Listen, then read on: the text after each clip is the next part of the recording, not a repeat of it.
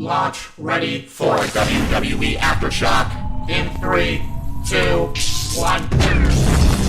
World Wrestling Entertainment Discussion is live. Cue host Owen Finch.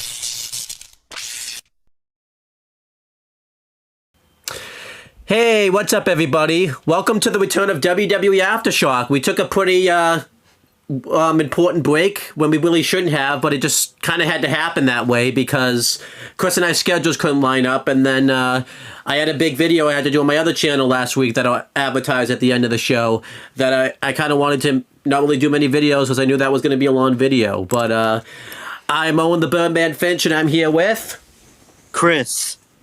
And yeah, it's going to be one of those overviews where we just talk about a bunch of stuff that's happened in the weeks of WWE. It's really weird, though, because at the end, we're not really going to be... It's WWE related, but it's not really a WWE show, which we'll get to. But, yeah, you know, we've had a lot of things happen recently, you know, because we had the post... WWE week after WrestleMania, and then we've just had a lot of big news discussions. Really funny, but not funny. The last time we did this, a bunch of people got released, and the same thing happened again, where we did this we took a week break, and then like a bunch of people got released. So the same thing happened again, but we'll get to that. But yeah, we're just gonna kick it off with a pretty big news thing. We were gonna kick it off with this last week when we thought it was gonna be like show reviews and everything like that, because it was still post-WrestleMania related and everything like that. But we're going to kick it off with it this week because it's still pretty topical and everyone's still talking about it and everything like that. But I think we can kind of agree, you know, because when we did a WrestleMania review, we just talked about the show itself, and we definitely think WrestleMania 41, it's probably, if we did like a list of like some of Triple H's weaker shows, or like if we did like the tier list like we used to do, I think WrestleMania 41, it wouldn't be like in the trash category, but it would definitely not be as highly as some of the other shows that Triple H has produced and everything like that.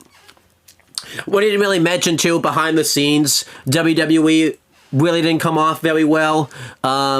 You know, we had some things happen where we had Triple H going on interviews and just kind of telling everyone, like, to enjoy the product. And he did it, like, on every interview he went on type of thing. Like, don't be a critic, be a fan type of thing. Everyone was mad at Roman Reigns for being a Trump supporter, which people just kind of need to get over that one. But it's just not going to happen. You know, everyone was mad. Bailey... Yeah. I can kind of see the Triple H one a little bit, but like I feel like people kind of need to get over that one a little bit too. But I can kind of see why they would get upset about that one a little bit. And then, like, you know, you had everyone was mad Bailey got left off WrestleMania, and that was the plan all along. Which again, I think people kind of need to get over that one. And then, you know, people want a Pat McAfee show on ESPN. And, like, was swearing up a storm and everything like that, and everyone just kind of thought wrestling was just crazy and everything like that. More particularly the Paul Heyman appearance that he had and everything like that.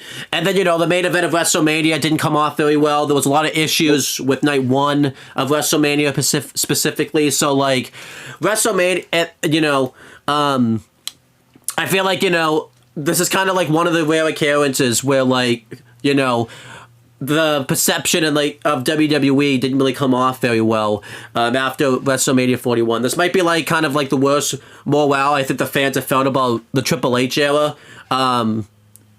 Really, a long time. Yeah, I feel like the Rumble last year was another time, but that really didn't have anything to do with Triple H. There were some things that came out last year that really Triple H couldn't have controlled. But this year, I feel like a lot of people's perception on just kind of how everyone was feeling about WWE came off very negatively and everything like that. And like I said, some of it I understand, and some of it I feel like just people need to get over themselves.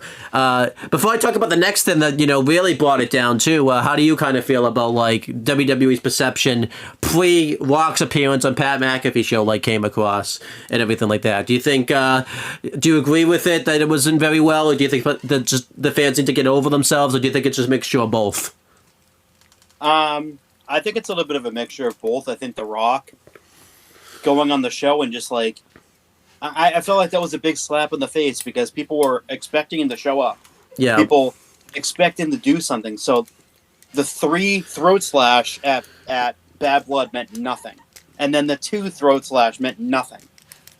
Essentially, it's because they felt that there was not enough. The ticket sales weren't great, so they needed to do something. Not from The Rock's point of view, Right. and it just came off. At the time, I was like, "Oh shit! Like, what the fuck did they have cooking?" And then, nothing. So that's what they were cooking. They were cooking nothing. That was very discouraging. And then the main event was just pure garbage of night 2. And the more I think about it, the more it would have worked so much better as a face versus face. Right. With Cena maybe turning heel at WrestleMania. Oh, I think that was the original plan, and then it didn't. Hot up a few months. Yeah. But people will complain all the time about WWE, whether it's the releases, the people they suddenly care about now that they didn't care about for ages. They suddenly care about them now, and The Rock's involvement. People hate him now. People hate Triple H now, and it's like, people hate Roman Reigns now. Like, it's these people are fucking human beings. They have their own political views. They have their own way they lean or whatever. But I look at them strictly from a character standpoint. I don't give a fuck who you voted for. I don't care if you voted for Harris or Trump. I do not fucking care. But some people just can't separate the two. They have to. And if you don't think a certain way, they don't like you. So, and then they have to hate you. Right. It's a cult mentality. But yeah, kind of going back to, The Rock's thing I hadn't really covered yet. He won a Pat McAfee show. Was it last week or a couple of weeks ago now at this point? Because it's been... I think it was... Was it the... Because it was the Tuesday? Yeah, it was after WrestleMania? Yeah, I think that's been 2 weeks now at this point. Was the Tuesday after WrestleMania, or was the Tuesday following WrestleMania? Like, not that Tuesday, but the Tuesday after. I think it was a Tuesday, though. Yeah.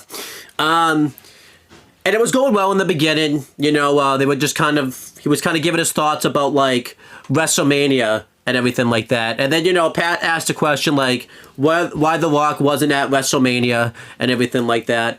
And The Rock kind of gave, like, a deep dive. Prior to this, I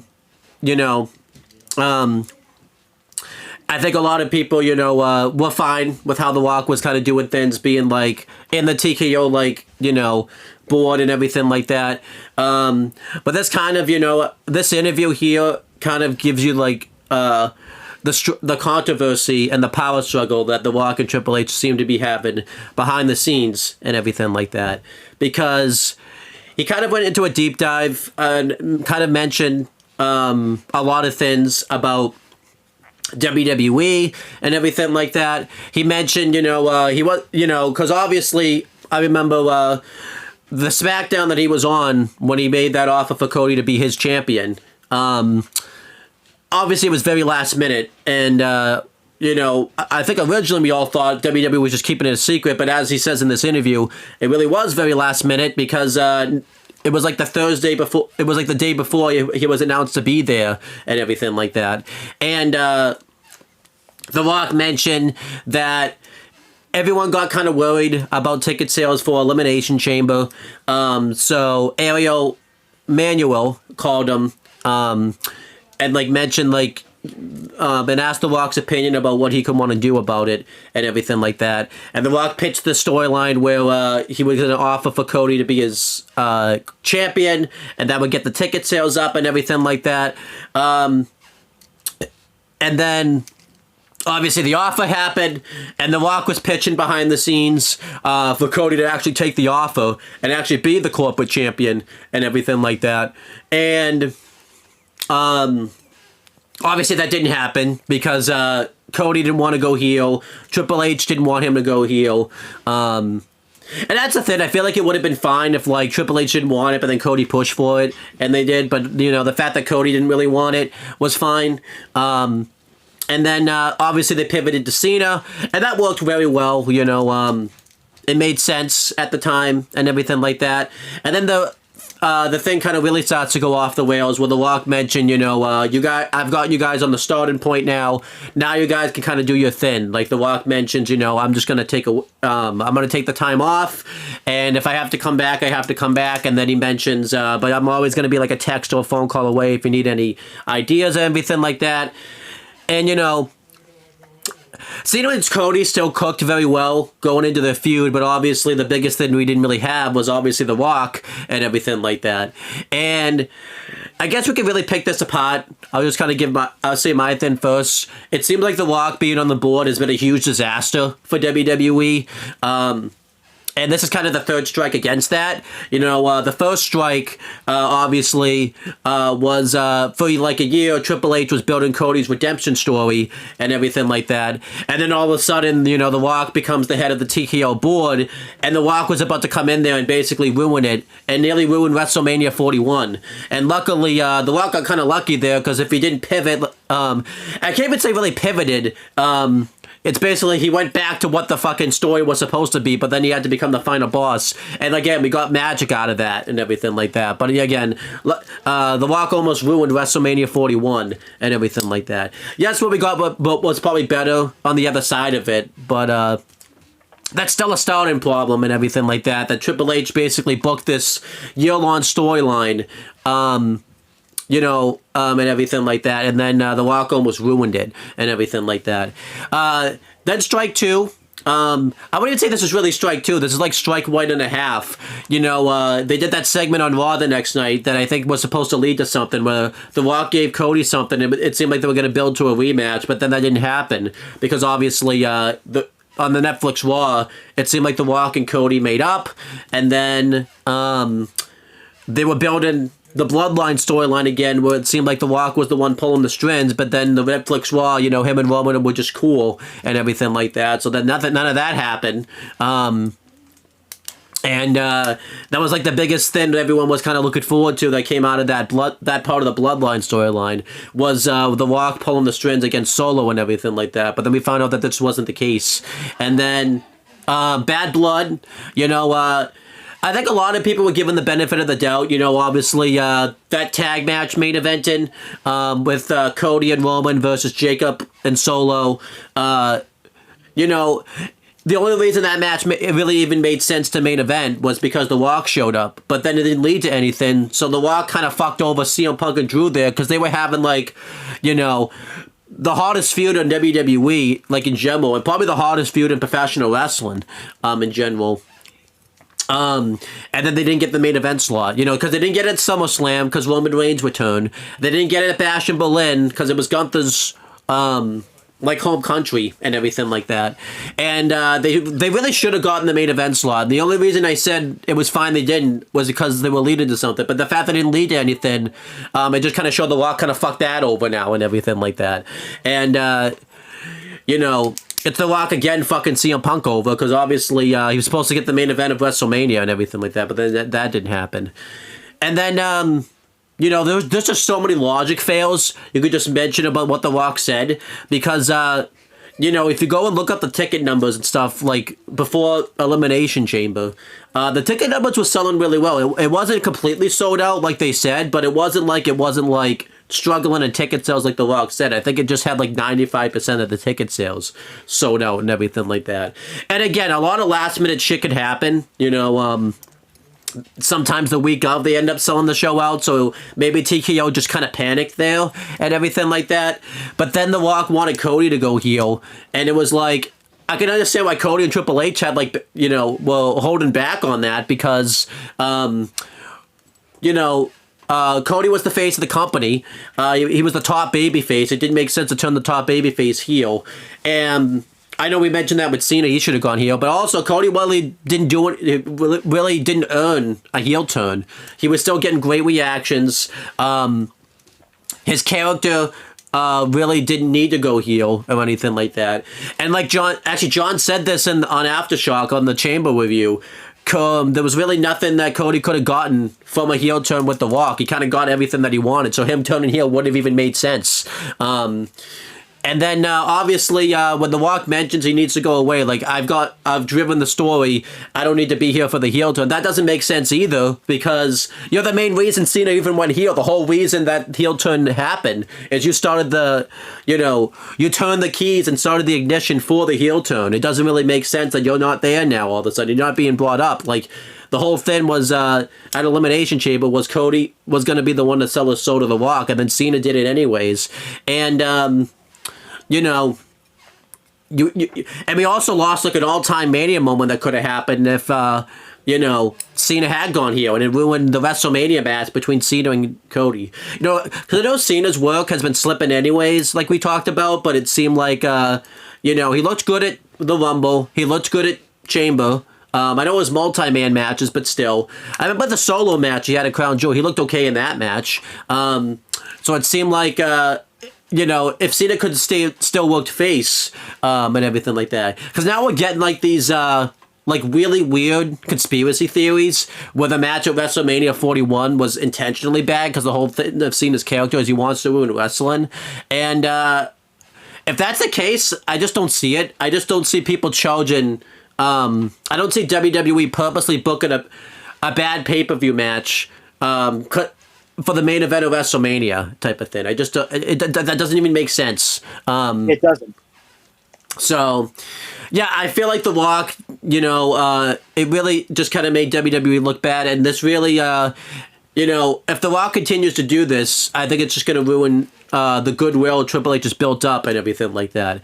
And it's just gonna make it difficult for WWE to have long-term booking, because then The Rock can show up and just ruin it. And then they'll try to write long-term stories around The Rock, but then The Rock's Hollywood schedule will just make it so it can't happen and everything like that.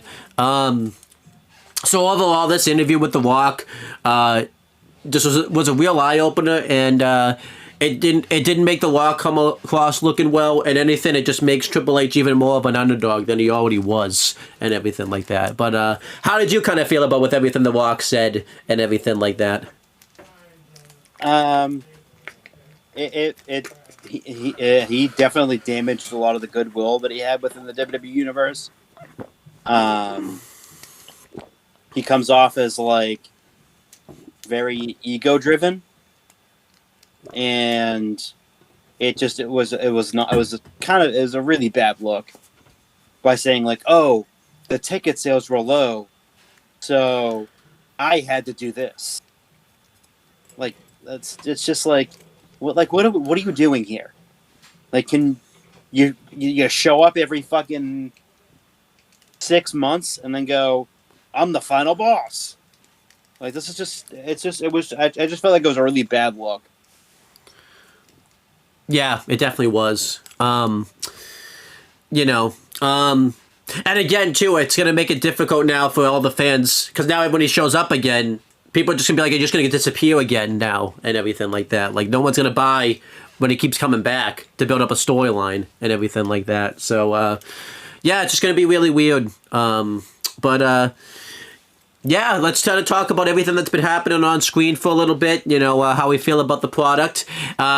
This is you, because you have to, your hopes and dreams, and you're in Bizarro world here, because there's a feud that's being set up where the roles are reversed and you have to root against someone you never really had to root against and everything like that. But why don't you kind of talk about this feud that's been, the main event of Backlash that's been set up and everything like that? So it's been set up over the past few weeks. Between John Cena and Randy Orton. They're calling it one last time for the two of them, because obviously Cena's retiring at the end of the year, and he's going to take the WWE. He's going to take the championship with him. That would be interesting. But also too, like in that statement, he said, "Oh, they're going to have to create a new lineage." But then they could just go back and be like, "You know what? Your reign didn't matter." So. Well, it's also really weird because he mentions like Randy would have to start over in world title reigns, but that's also not how it works because some of the world title reigns that Randy has aren't even with the WWE Championship that Cena holds. It was with the World Heavyweight Championship. So, but then Triple H can go, hey, you know what? Your reign doesn't matter. It's been reinstored. Yeah. So he's not leaving with that fucking lineage. We'll see. But it's been a pretty good setup so far. Randy was snuck under the ring at Raw after WrestleMania, and Cena was doing his typical fucking heel shtick that he's been doing. That's kind of getting old now, and he kind of snuck out. Everyone lost their mind, and he hit him with an RKO as John turned around and said, "Oh shit!" into the microphone. He RKO'd him. That was awesome. Place came unglued for him, and the same thing happened on the SmackDown after WrestleMania. He hit him with another RKO. So I expect, I would expect that this coming week, whether it's on Raw or SmackDown or both, like John's going to get his comeuppance again. Yeah. He's gonna get his revenge, not comeuppance. He's gonna get his revenge. Yeah, I've liked this feud so far. I feel like if this would happen, back in the old days, I get sick of it because they've wrestled so often. But now we have like a different, the roles are different now. Cena's the heel, Orton's the face. I like that they're even referencing how weird that is because Randy Orton mentioned that on SmackDown, the one after WrestleMania. And yeah, I've really enjoyed this program, I feel like the SmackDown segment they had together was very good, where Randy Orton kind of mentioned to John Cena he's going to have kids and everything like that, and Cena mentioned he's going to raise all of theirs. Cena's promos are getting a little repetitive. They're still good. The one after WrestleMania, the Raw one after WrestleMania was good. The one after SmackDown was good, but I feel like they changed that up because they had Randy Orton and him to cut a promo together instead of having Cena get interrupted. And then, obviously, he hasn't done anything since then. I do like that they're doing, like, a counter on his appearances because I think he's got, now I think he's got 24 left because I think it was 26 the Raw after WrestleMania. And again, he did say appearances, so he doesn't have to wrestle. I would like it if one of the times he comes out, he just comes out of the locker room or something, and they kind of do the Brock Lesnar thing they did all that time ago, where he was there and he was backstage reading the magazine, and Cena's like, "Well, I did my appearances. This is it," type of thing. That's it. I'm done. Screw you. Well, he just comes out of the car and says, "All right, I showed up," and then just leaves. I would like that type of thing. And then they do somewhere he gets attacked at his hotel or something like that type of thing. And yeah, I'm pretty into the storyline. I hope the match is good. I feel like they're gonna have good chemistry, so I think it will be good. And I also think, hopefully Cena's kind of figured out how to, work as a heel now, because it didn't really seem like he really knew how to do that. Because, again, he wasn't really supposed to turn heel by that point. So, I kind of hoping now, and maybe Cena now, will be able to kind of, now that he's wrestled one-on-one one time, because he hasn't wrestled one-on-one yet. Mania was his first one since the solo match at Crown Jewel.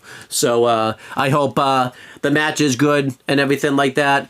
I think the crowd is going to be in a better way because they're going to be mainly behind Randy this time around versus how it was last time, because it's in Randy's hometown, so I think the crowd will be better and everything like that.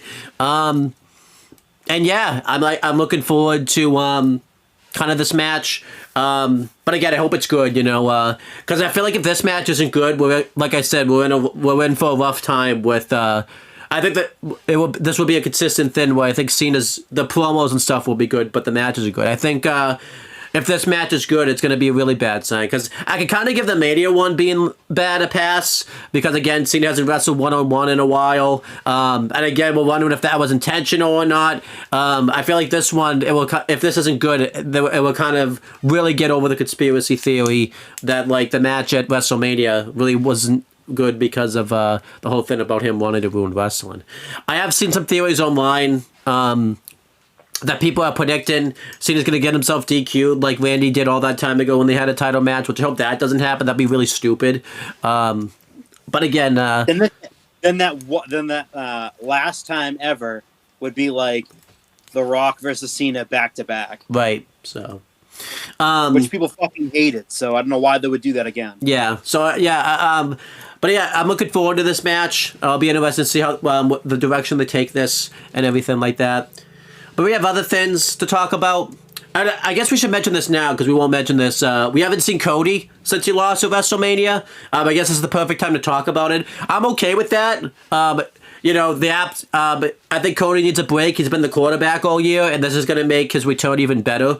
And you know, it's just fine. You know, what do you think about Cody not be? I know you probably miss him though, but what do you think of Cody kind of taking a break after Mania type of thing? So he deserved it. He deserved the time off. They originally scheduled him for this Friday, but it's not this Friday. He's not going to be on this Friday. He's going to be on next Friday. But yeah, like he earned it. This dude's been running strong for a very long time. Kind of been carrying the company for quite a while. Yeah. At least for the last year and a half, and really since the Royal Rumble. Yeah, since he came back from his injury, yeah. Yeah, so like it's been like roughly like less than a year and a half. He's been going super strong. Merch has been selling through the roof for him. Weight belts, the shirts, everything. Yeah. That's not going to stop. But he absolutely earned this time off. I'm pretty sure that this was designed, regardless of the main event of WrestleMania, for him to take some time off and to, you know, get off the road for a little bit. But yeah, he's definitely earned that time off. Yeah, I feel like this will be a good thing, you know, it'll be interesting to see the crowd reception he gets, because I hope Vegas didn't start the negative crowd reception and everything like that. I kind of hope. I think he will get a good crowd reception when he comes back. It just seemed like Vegas was fucking weird when it came to that and everything like that. Yeah, Vegas was bizarre. Yeah. Really into like a lot of different people, like. But yeah, like, I feel like once he comes back next week, it will be back to normal again. Yeah. But we have some other things going down, whether it's the formation of Seth Rollins' new faction that he started. You know, obviously, after WrestleMania Night 1's main event, Paul Heyman turned on Roman Reigns and CM Punk. We've had some developments in that. Seth Rollins and Paul Heyman came out, but before they could really say anything, they got attacked by, first Punk, and then Rollins fought him off. And then Roman came out. Roman was unexpected. I don't think a lot of people expected him to be there. So that was nice. And then Braun Breaker joined the faction. He took out Roman Reigns and CM Punk. And this new faction started between Seth, Braun, and Paul. They haven't named it yet. But it's going to be like a look into the future. It's going to be a better future for the WWE. But Seth's whole character, he's kind of back to the Monday Night Messiah thing all over again, where he's trying to preserve the future of the company, where he doesn't want people around like CM Punk and Roman Reigns. And yeah, he said that the future is him. I'm like, you're 39 years old. What future? The immediate future, Chris. There's no future. You're 39 years old. That's like Roman Reigns saying I'm the future of the company at 40 years old. Yeah. That doesn't make any sense. But, then he tried to get Sami Zayn, because Sami Zayn really, he kind of was calling BS on this whole faction, where he mentioned that it's like the bloodline all over again. And he tried to give Sami Zayn an out, where he mentioned that he would have him, Paul would have him traded to SmackDown, so that way, he could face the winner of Cena and Orton later in the night. And they built the whole storyline last week around that, and Sami obviously refused, which, even though it was predictable, it was still done very well. I thought Sami's promo made sense, where he mentioned, because they've done a good job of showcasing the friendship between Seth and Sami, where, Sami mentioned that all the things that I like, and you know how to dangle that carrot around me, and nothing like that. And then, then Seth and Braun destroyed him and everything like that. And yeah, I'm pretty interested in this faction. You know, I've enjoyed it so far. I think it's been a good utilization for Braun Breaker. It kind of gets him into that main event level, because I don't think he's winning a main event world title, but this is a way for him to move up without winning the belt, because obviously he just lost the IC title.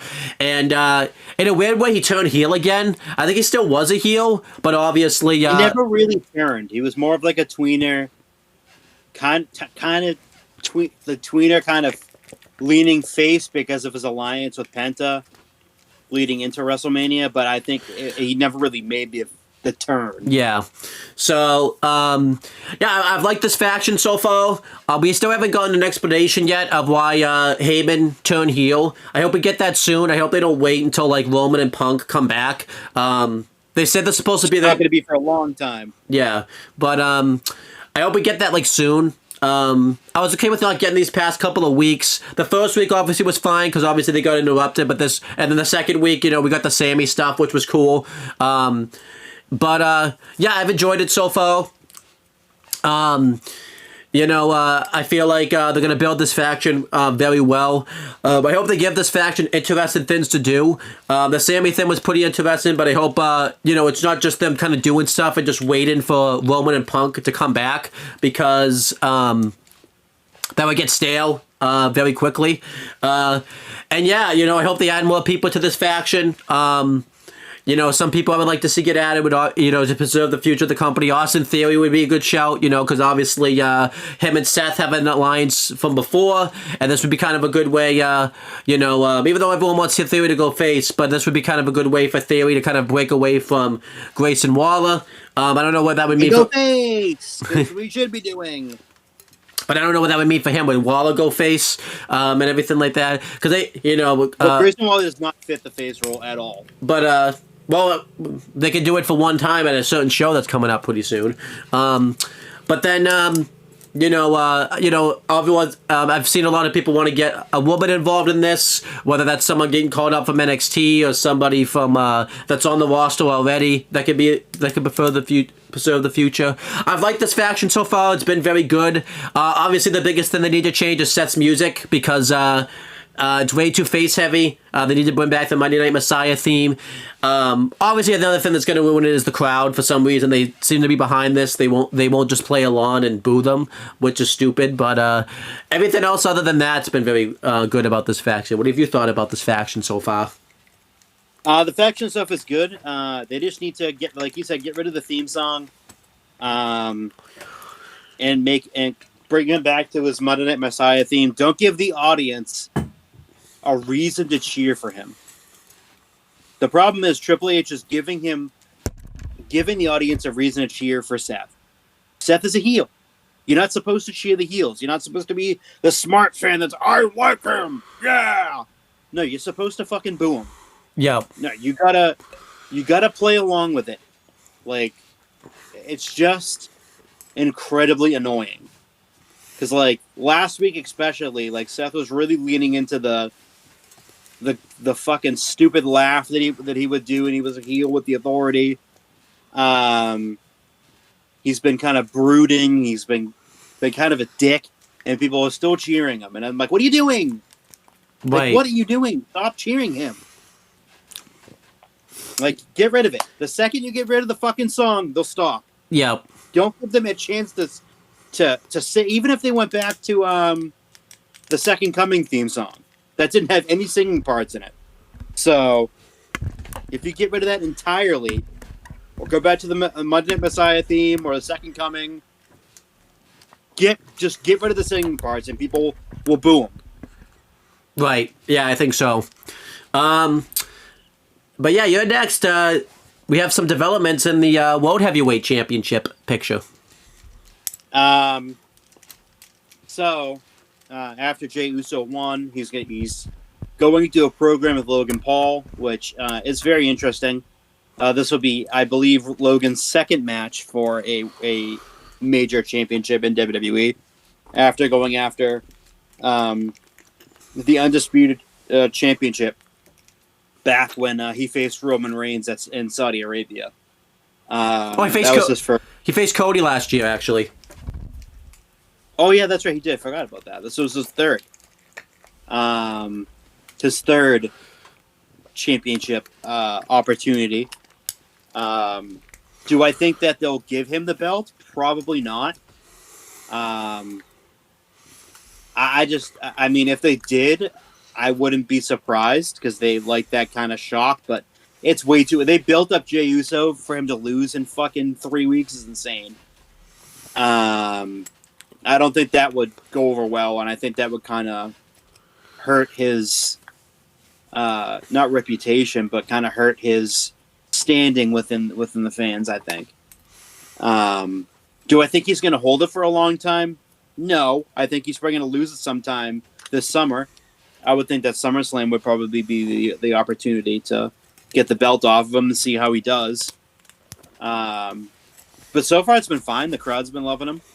But yeah, it's an interesting program because I didn't expect it. People are ripshit that Logan's getting this opportunity, but Jay needs that sort of heat maker, that sort of the heat magnet, someone that comes in and is, someone like a Gunther almost, but the exact opposite in terms of the people don't actually like Logan Paul, which is the whole point. Right. He doesn't have throwaway heat. He has actual real heel heat. He doesn't have X-Pac heat. People don't know the difference between X-Pac heat and real heel heat. This is real heel heat. This is not X-Pac heat. So I'm enjoying it so far. It hasn't really kicked off yet, so it's really kind of tough to tell. But they kind of announced the match like really quickly. But again, Monday Night Raw is tonight when we're filming this, so what we expect like more of a continuation of what the hell is going on in this World Heavyweight Title program. Yeah, I've enjoyed the build-up so far. It just started last week. They talked about a lot of interesting things. Jay's world title reign's been very good. Obviously, the fans online have been complaining about it, which doesn't make sense because he's very over when he comes out, so I don't understand why they're upset that he's being pushed. I didn't expect Logan Paul was going to be his first program, considering the fact that I thought he was going to disappear, at least for a little bit after WrestleMania, since usually he does, but he's not this time. I don't think it's going to happen at Backlash, just because it seems like the Backlash card's kind of pretty well set. I feel like we'll get like another... Because I don't think we have like a women's match. Well, we have one women's match, I guess, set for the show, but I feel like we'll get like another one for one of the main women's titles, whether that's the women's world heavyweight or the women's title, the SmackDown one. But I imagine the SmackDown one just because that feud seems more well set than the women's world title program at the moment, since no one's really set up right now to challenge for that belt unless they do a multi-person match. But I don't see them doing two since we already have one on this show. But yeah, I think. I'm pretty interested in this program. I like that Jay got the best of him here, and then he snuck attack him later in the night. Logan's been building this program pretty well himself on his vlogs and things like that. The last vlog he did, he was talking about it and everything like that. I kind of can't wait to see what comes from this. And like I said, I think Jay needs like a main event level star to feud with for the belt that's a heel, and other than Seth, we don't really have that, I don't think, right now, because Gunther we thought was taking time off, but the reports were wrong about that, but I feel like they kind of need to take a break from that program a little bit. He kind of did for a little bit though, yeah, because he hasn't been on programming the last. I would expect him to be there tonight. Maybe, I don't know. I don't know if he will be. We'll see. But we'll see. I feel like they did. There's some speculation something was set up because obviously he did the celebration, and there was a second where Sami Zayn stopped eating and stuff. So a lot of people put speculating Sami Zayn may go heel. I feel like that's not going to be the case after what happened last week. I feel like. I would complain if they did like a. Yeah. I feel like I would complain though if they did like a one-off program with Sami and Jay, since like as a friends thing, like build it up as if they are going to turn, but then nothing happens from it. But we get worried about it, type of thing. I wouldn't mind that, one-off program. And then, like I said, Seth's pretty well established, but he literally just turned. It doesn't really make sense to throw him into a world title program right now and everything like that. So Logan Paul's the fine direction to go on. I imagine we're not going to get it this PLE. I think we'll get it the next PLE, which I think is Money in the Bank. That seems like a good time to do that program since I don't think Cena's going to be at that show. Unless they surprise us. We might get that match at Saturday night's main event. That could be because that's coming up pretty soon. So yeah, I'm okay with it not happening this month because there's not really enough juice to do a world title match with them right now. So I'm cool with it. There's obviously other people Jay can feud with. Drew McIntyre is always an option since, they would just have to get him back to the Raw side of things, which there's, they keep speculating the draft, but then there's too many fucking shows in between to do a draft type of thing. So it's really tough to squeeze a draft in. Because I thought they would have done a draft because, they usually try to time out the draft when NFL does their draft. And, we're not really in draft season right now. But we'll see. But yeah, I'm liking where they're going with Jey Uso and everything like that. So then we have another program being set up with Becky Lynch and everything like that. Obviously, at WrestleMania, Becky Lynch returned, and her and Lyra won the Women's Tag Team Championships, and WWE got real stupid real quick and took the belts off them and put them right back on Liv and Raquel, which annoyed us to the nth degree for various reasons.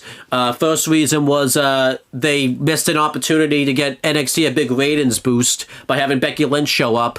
And that was really dumb. They really should have... if you were going to put the belts back anyways on Liv and Raquel, they should have just fucking waited until at least Becky could have showed up on NXT and everything like that. That was just really stupid because it ruined the NXT tag title match because we had like a really good story in that match because it was Tatum Paxley and with Gigi Dolan that were challenging for the belts, and they have that history with Lyra and Tatum. And we didn't get any of that because... because they got stupid. And obviously it's just Liv consistently being shoved down our throats, and it's just really annoying. It just made us wonder, like, what the fuck was even the point of the women's tag title match at WrestleMania when we lost out on that fantastic TLC match we could have had, and we had to fucking waste our time and watch Liv and Raquel have a match at WrestleMania. What a waste of space that was. It's just stupid now anyway to put the women's tag belts on them because Liv's not going to be on TV for like a month. So because she's going to be shooting that movie that I don't care about. So. Well, I agree. I might care about. I might actually care about that movie, but the fact that Liv's in it makes me not care about it. Actually, so They hyped it up like this some big fucking movie that she was going off to film, and I was like, what? Yeah. This is what you hyped it up. People are like, oh, she's going to be in the Avengers. She's going to do DC. She's going to do this. She's going to do that, and it's like this some movie that they're filming in Japan that no one's really ever heard of. It's like, what the what? And if she's getting acting roles, I'm fucking worried about the acting industry because it's like, what about Drew? Like, he's been doing way better work than she has been the last fucking year. But whatever. Guess, He's also, too, signed with an agent, too, so I would expect him to be... Because he hasn't been at TV since, I think, WrestleMania. Yeah, but why is she...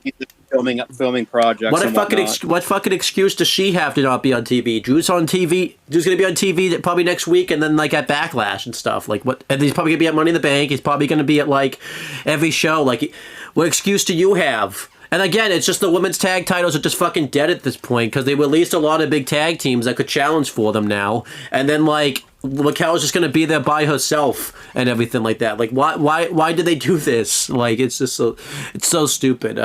Well, we find out the immediate storyline implications of why they did it, but still, it was just so dumb to put. If you're gonna put the women's tag, if you're gonna take the women's tag titles off of Becky and Lyra, they should have picked a different team to have them win them because the women's tag titles are just going to be dead for like a month and everything like that.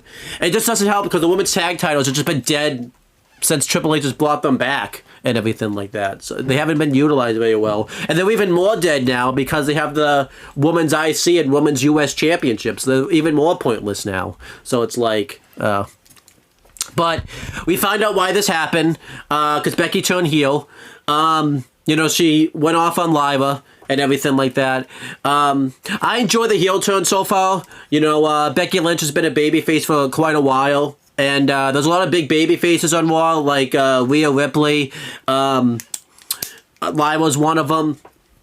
And we have Io Sky catching fire as a baby face. And then on SmackDown, we have some good baby faces there. And this gives Lyra a shot in the arm because she really hasn't been. She's been very in limbo since she won the Women's Intercontinental Championship. And I feel like this kind of gives that belt some prestige and everything like that.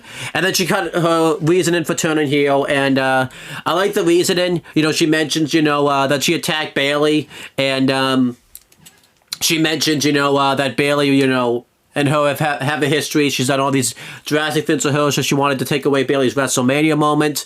And she talked about how Lyra was just too far gone, considering the fact that, she was already teaming up with Bayley and everything like that, and kind of forgot about me while I was gone and everything like that.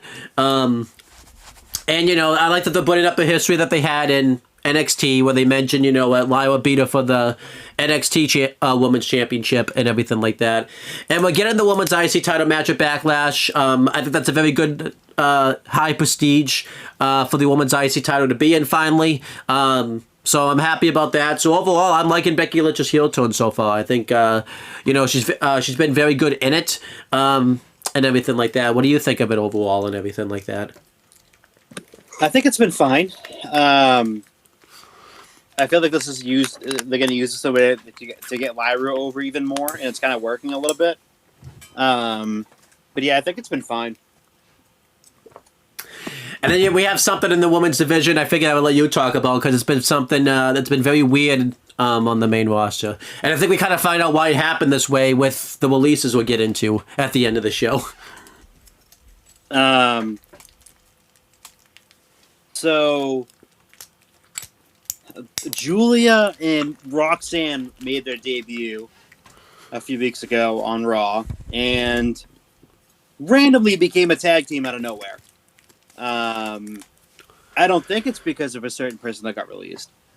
But because they were already on the outs anyways. But they were just randomly thrown together. No reason. They didn't even give a reason why Julia turned heel in the first place. And it's just been so weird because then they were on NXT last week and it was like they were like best friends. I'm like, you guys just fucking had a feud for months. Yeah. Over the women's championship, and now all of a sudden you're a tag team with no explanation? It made no sense. And it still doesn't make any sense because they still haven't they told us why fucking Julia turned heel for no reason. Absolutely. It was like she came out, she kicked Stephanie, and then that was, I guess, a heel turn. And then she had a match. They had the match at Stand and Deliver, and then she came out the next night on Raw and attacked Stephanie again for no reason. I'm like, what was you guys were a tag team. And there's no explanation as to why they broke up the tag team. There's no explanation as to why the fuck Roxanne and Julia are together. There's nothing. It's been 3 weeks and there's been nothing. Nothing. Yeah, this has been pretty terrible. It just doesn't make sense. I remember we talked about this, because everyone was saying it was a heel turn when it originally happened, but you really didn't get any indication that it was a heel turn. This is after Mania, Julia randomly, hit a switch and just randomly, went into heel mode all of a sudden. And it just doesn't make any sense. The tag team, like you said, doesn't make sense. I think there's potential in a Julia heel turn. I think she could be a really good heel, like very vicious and everything like that. It just, the way they're executing it isn't really being done very well. And the fact that she's a team with Roxanne really doesn't work. If this was just kind of Julia on her own and everything like that, like kind of taking the Shinsuke approach when he originally went heel and everything like that, this would work very well. And then you got like an explanation. It just seems like it seems like she's being a little whiny that she didn't become the double champion, and I'm pretty sure she's the one that made the challenge for the match anyways. So this is kind of your fault, Julia, and everything like that.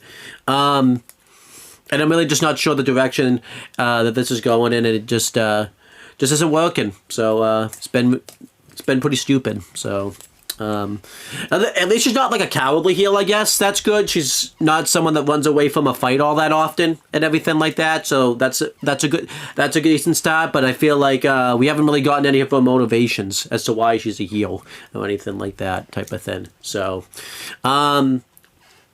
they're supposed to do a match like on NXT this week where it's Julia versus Jordynne Grace, and whoever wins gets the title shot at Battleground, which I imagine Julia will win that. So maybe then we'll finally get some more motivations, but I feel like it's kind of too little too late. They should have done this earlier and everything like that. So, but we'll see what happens. Maybe nothing will happen, Chris, and she'll just stay randomly a heel. Nothing.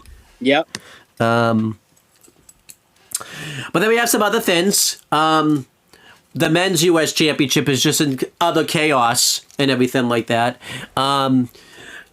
Jacob Fatu showed up on SmackDown for the first time with the men's United States Championship, and Solo Sikoa was trying to take the credit for him being the reason that Jacob was even the men's United States champion, and Jacob gave him a weird look, and it seems like they're slowly starting to split those two up and everything like that. I like the fact, like I said in the Mania prediction, that it's staying a slow burn. They didn't do the turn like after the SmackDown after Mania, because I don't think it's time for the turn yet and everything like that. And we've had some chaos. LA Knight wants his rematch for the title, and Drew wants to face Jacob because he thinks Cena is too soft now, so he wants to go after the men's U.S. Championship. So they had a number one contenders match a few weeks ago where Damian Priest interfered and caused a DQ. I don't like the fact they're going back to Priest versus Drew in a feud. I feel like that the match at Mania should have been the end of it, but whatever. I think they wanted to do this four-way, so I guess whatever. So then LA Knight got upset because obviously, him attacking Drew caused him to lose the match, and they had like a little kind of spat this week where it led to a match and Jacob interrupted it. So at Backlash, we're going to get an awesome four-way match. It was going to be a triple threat match, but Solo mentioned like it should be Drew that just gets a shot on his own. So Nick Aldis added him to the match, and they did like a nice little storyline beat was Solo mentioned to Nick Aldis that you're trying to screw over Jacob, and Nick was like, I think that's actually you that's trying to screw him over. It's like, I don't know, Nick. I think it's you that's screwing him over, not Solo. No, I don't know. Maybe it's like screwing. Huh? Maybe this like screwing. Yeah, but I'm really into this four-way. I think this four-way is going to be awesome, and I feel like Jacob Fatu is going to get really showcased very well in this four-way. I think he's just going to go on a rampage. I don't think it will be one of those four-ways where the champion barely retains. I think he's going to look really dominant in this four-way. But how do you feel about how this four-way's been set up? I think it's been awesome. I think it's been good so far. Yeah, I like it. I think Fatu obviously should win. But at the same time, like, what the hell does LA Knight do after this feud? Right. Does he go heel? Does he move brands, maybe? Like, is this something that maybe move him to Raw? Because maybe I think they're kind of lacking over there on the face side, so maybe he goes over there. Yeah. But it really, he's kind of hit his peak on SmackDown. This is why we need a draft, because then he could go to Raw and... I don't know when the hell it's happening. I keep seeing it's happening, but it's not going to... I think it's in the next few months, probably, I would think. But I don't know. Every time someone reports it, they're like, oh, Triple H keeps saying that it's going to happen soon.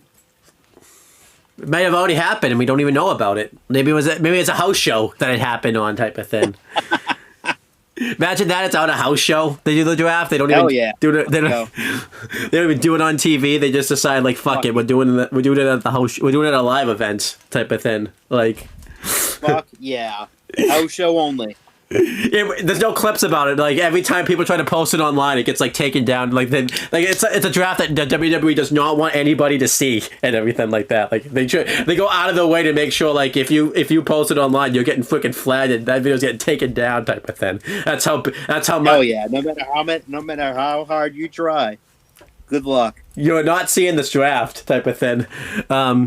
It'd be funny if they don't even mention the draft happen. We just see the wrestlers like on the brands they're not supposed to be on, and the you know it's just mentioned on like a one hand comment. Like Cole just mentioned, oh yeah, he was drafted to Raw, and they're like, and Pat McAfee like it's completely left in the dark about. It's like, when did this draft happen? It's like, it happened on the house show. What are you talking about? Like it'd be awesome. Oh yeah. I feel like, Chris, you want this to happen on the house show now, type of thing. You don't want this to be on TV. I do want it to happen on a house show when no one finds out.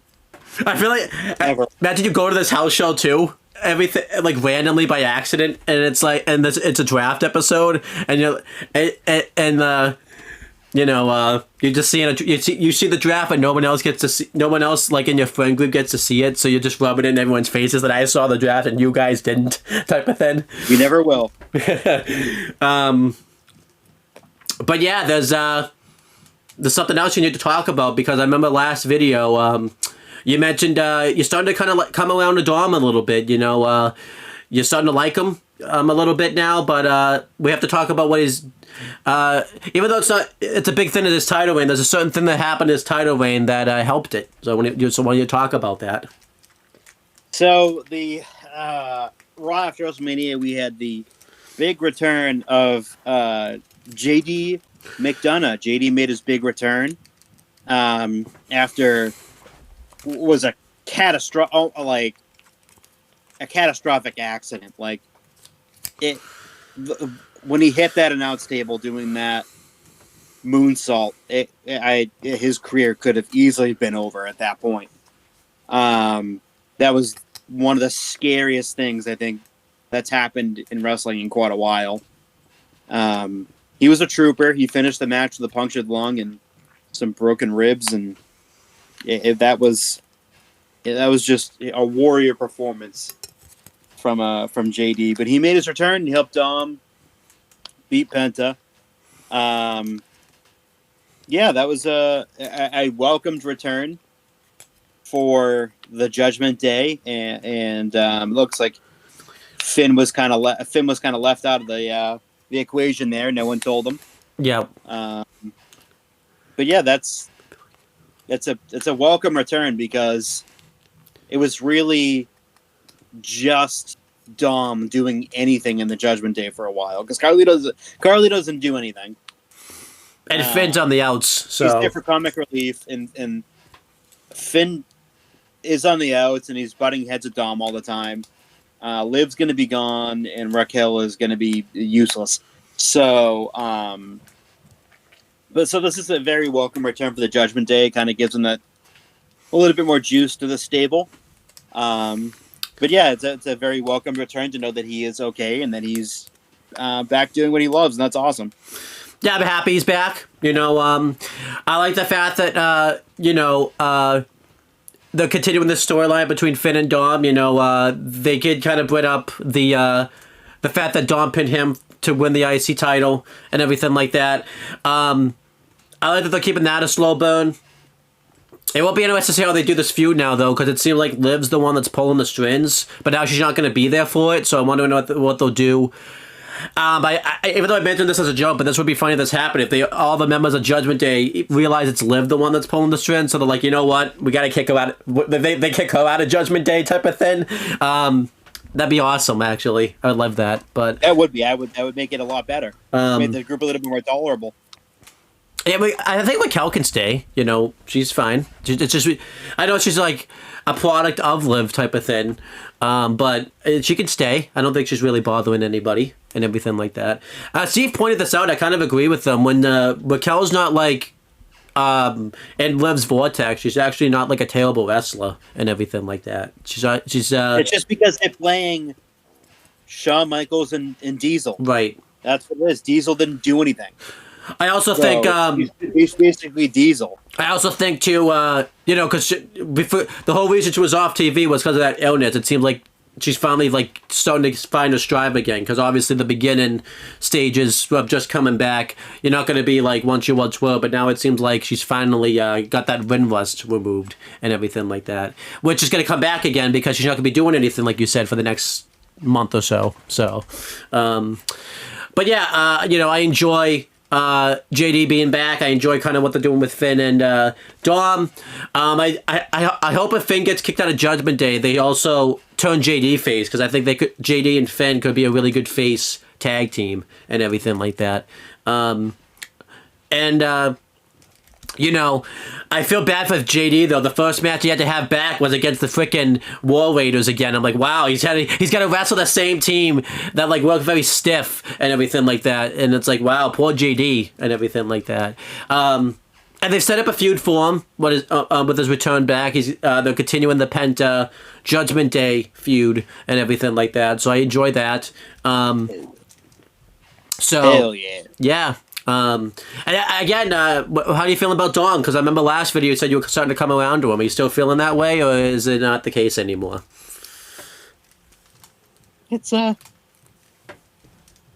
he's I don't know what that means. Is that good or bad? He's How do you feel about him trying to take vacation also last week? You okay with that, or you're not? A coward. Hey, he thought he deserved a vacation. He's been working the most out of anyone, I guess, apparently. So he thought. Too bad. It's too bad. But we have some other things cooking in WWE. A big thing that's been cooking. After WrestleMania, Michael Cole was very excited, and he probably said some things that he probably regrets now about the fact that he was really happy that Jey Uso won the world title, and he was kind of talking about like how he feels about Gunther and everything like that, and Gunther took exception to that.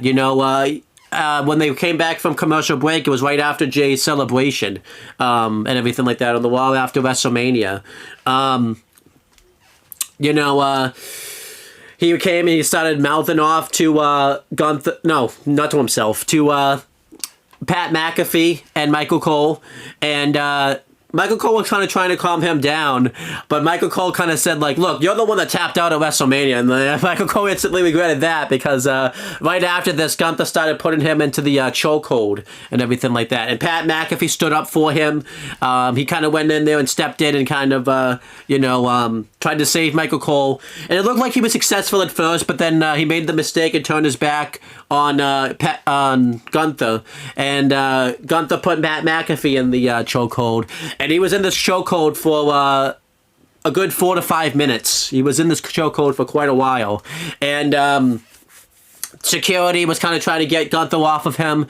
But also at the same time, Pat McAfee's friends from the Pat McAfee show were kind of trying to jump in. So they were trying to make sure they didn't get in there. Not very good security. I hope if I get jumped, the WWE security team isn't the one that has to get me off. Because they were more concerned about Pat McAfee's friends than the fact that Gunther was choking the life out of Pat McAfee. So, Chris, if I get choked out at a WWE show, if you try to come in there and save me, the WWE security team's going to make sure you don't save me and everything like that. Yeah, I'm not going to save you anyway, so. Right, you're just going to watch. Pat McAfee couldn't commentate the rest of the show. He had to go get medical attention and everything like that. I liked Cole here. He didn't want to be afraid of doing his job. He went out and continued commentating, and he saw the injuries pretty well because he still was coughing, and he was too afraid to really give his opinions and everything like that. And the next day on the Pat McAfee show, the one that The Rock was on, Pat saw the injury still pretty well. He had like a raspy voice and everything like that. Then again, you wonder how much of that was selling because you can't really fake being in a chokehold for a good 4 to 5 minutes and coming out the other side of that, coming off well, but, whatever. Pat, on Instagram, not Pat McAfee, I would say Pat McAfee announced that, Gunther had been suspended. That'd be weird, if it was Pat McAfee's choice type of thing, but, But Adam Pearce announced that Gunther's been suspended and he got fined an undisclosed amount of money. How much money do you think it was? Because they said it's undisclosed. They won't tell us. How much do you think it was? Undisclosed. That's what it was. Do you remember that storyline bit where, like, Bianca Belair was supposed to get fined for, like, assaulting Sonya Deville, and Adam Pearce only charged her, like, a fucking $1? It was really funny. I remember that. But oh, yeah. That was, do you think it was just a penny that he got fined? That'd be awesome. Yeah, but, I mean, if it was a penny, it would be better. You wouldn't pay that fine if it was a penny. You would just leave that sitting. Yeah, fuck yeah, because it's change. In sports, by the way, how long do you have to pay, like, a fine, by the way? Like, can you let that sit for a while, like, with some traffic tickets? I mean, if you want to continuously get fined, yeah. Yeah, but I'm just saying one fine. Like, I think one fine. Like, if you just... Do you have to pay the fine type of thing? Yeah, you do. Oh, so I get... You have to at the end. So if you skip mandatory minicamp or mandatory training camp or games, they don't waive your money. So if you sign a contract with someone, because it happened this past season, and they didn't end up playing until October, I forget when it was, but he sucked, and he felt like he was worth more money, and he wasn't, and that the Jets had just traded for him, and he had come off of 3 straight double-digit sack seasons. He was emerging as one of the better pass rushers, and he didn't report for mandatory training camp or mandatory anything, and then into games, so he's using game checks. Yeah, and he was fined, and those fines, he had to pay the fines, and it was like tens of millions of dollars. What if you legitimately couldn't fucking pay the fine though? Like, you'd be fucked? I mean, he can afford to pay it. I know, but what if someone just legitimately couldn't afford to pay the fine? You'd be screwed, like, type of thing. Sorry. Well, someone like you that, like, you know, if it's a penny, you don't have change. You don't like to have chains lying around, like, type of thing. Like, what if you know, you didn't want to pay a fine because of change? Like, you would be fucked. Yeah. I know you're not paying that fine if it's if it's not $1 or more. Like, if it's anything less than $1, you're not paying that fine, type of thing. Fuck that. You screwed, Chris. What are you gonna do? If it's less than $1, fuck it. But yeah. So you know, Pat McAfee got a chance to speak, and he cut a very good, passionate promo. They had to get censored, and they had to make sure on that one they were on the censors very quickly. And he cut a very good promo, and he wanted Gunther's suspension like undone. So you know, they agreed to it, and it's going to be a match at Backlash. And Pat McAfee's done a very good job since the match was announced. He's been advertising it on his show. I think like every day except Friday. I think he might have mentioned it Friday, but he's really been advertising this match because he talked about it Tuesday, and I think the win was finally set up Wednesday on his show, and then Thursday he talked about it like one more time, and then I think it's Friday he had other commitments to talk about, so he didn't talk about it Friday, but I imagine today he might talk about it, and then yeah, I'm really into this feud. I'm looking forward to seeing Pat McAfee get back in the ring. He hasn't done anything in the ring. I know technically he was in the Rumble last year, but like he really hasn't done anything in the ring. I think since he faced Corbin at SummerSlam last year. Well, he did face Miz at Mania, but I don't think he did anything like big because it wasn't that. I remember that match wasn't very long, so I feel like the last full-on match he's had was at SummerSlam in 2022, and that's a while ago. Yeah, I'm really excited about this match. I think this feud's been built up very well, and I feel like you know, it's just a good program for Gunther to have because you're not going to fight for the world title, so this kind of keeps him in that main event caliber program because that, you know, facing Pat McAfee isn't anything to sneeze at or anything like that. It's actually a really good main event level program because he's a big star. He's a pretty big star. Like everybody knows him. and everything like that. So, how do you feel about this program and everything like that? Do you like it, or do you absolutely hate it and think it's a disgrace to the wrestling landscape? Love it. I absolutely love it. I think it's great. Huge Pat McAfee fan, so I love it. Pat's very capable of going in the ring. I think people forget that. He is an athlete. He's also wrestled before, so this is like the fucking first time he's ever wrestled. He's had quite a few matches, and he's looked good in all of his matches. So I would expect nothing less from Pat in this, and the fact that he's dedicated some time to it. He really cares about this business, and I'm very excited to see, the match against Gunther. I'm really looking forward to it. And we speculated this. I imagine this week on his show, Gunther's going to come out and do something type of thing. I don't know what, because we were speculating like he's going to, because, he's going to, I feel, but we predicted because they have the ring set up. Maybe Pat McAfee will be doing an interview with somebody in the ring, and like Gunther will choke out one of his co-hosts and all that type of stuff. I imagine if they do an interview, it's going to be about something wrestling related. I don't think Pat McAfee will be talking about something sports related. They'll get cut off. He'll be talking about the match and everything like that. I don't know. It's tough though, because I remember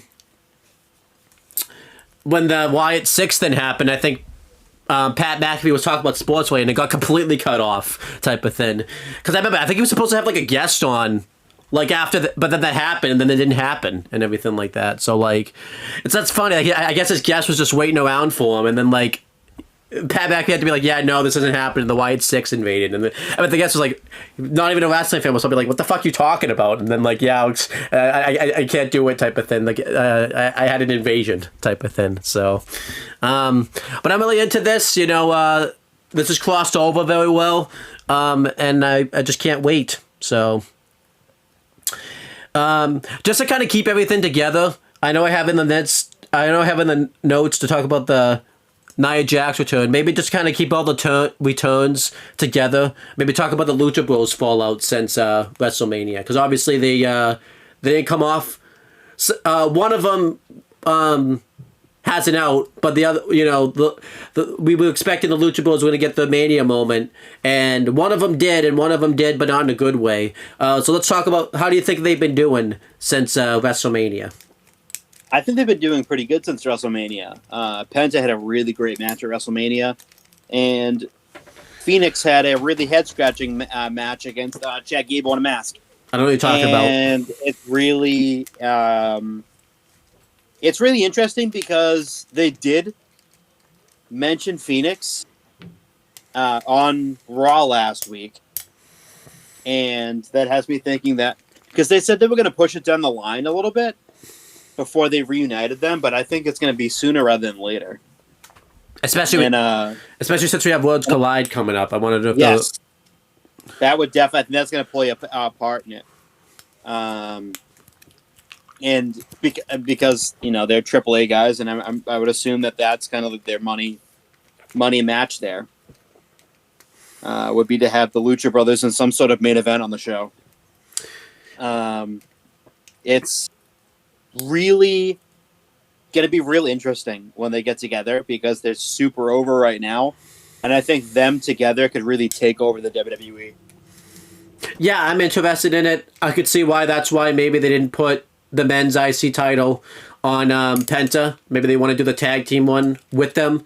You would have to draft one somewhere, like, because they're not in the same brand right now, so you would have to draft probably I would draft Penta to SmackDown, because I think then again, the Raw tag division needs them, but the SmackDown tag division is just so loaded. If they go to Raw, I don't know what teams they wrestle. There's only few teams they can really wrestle.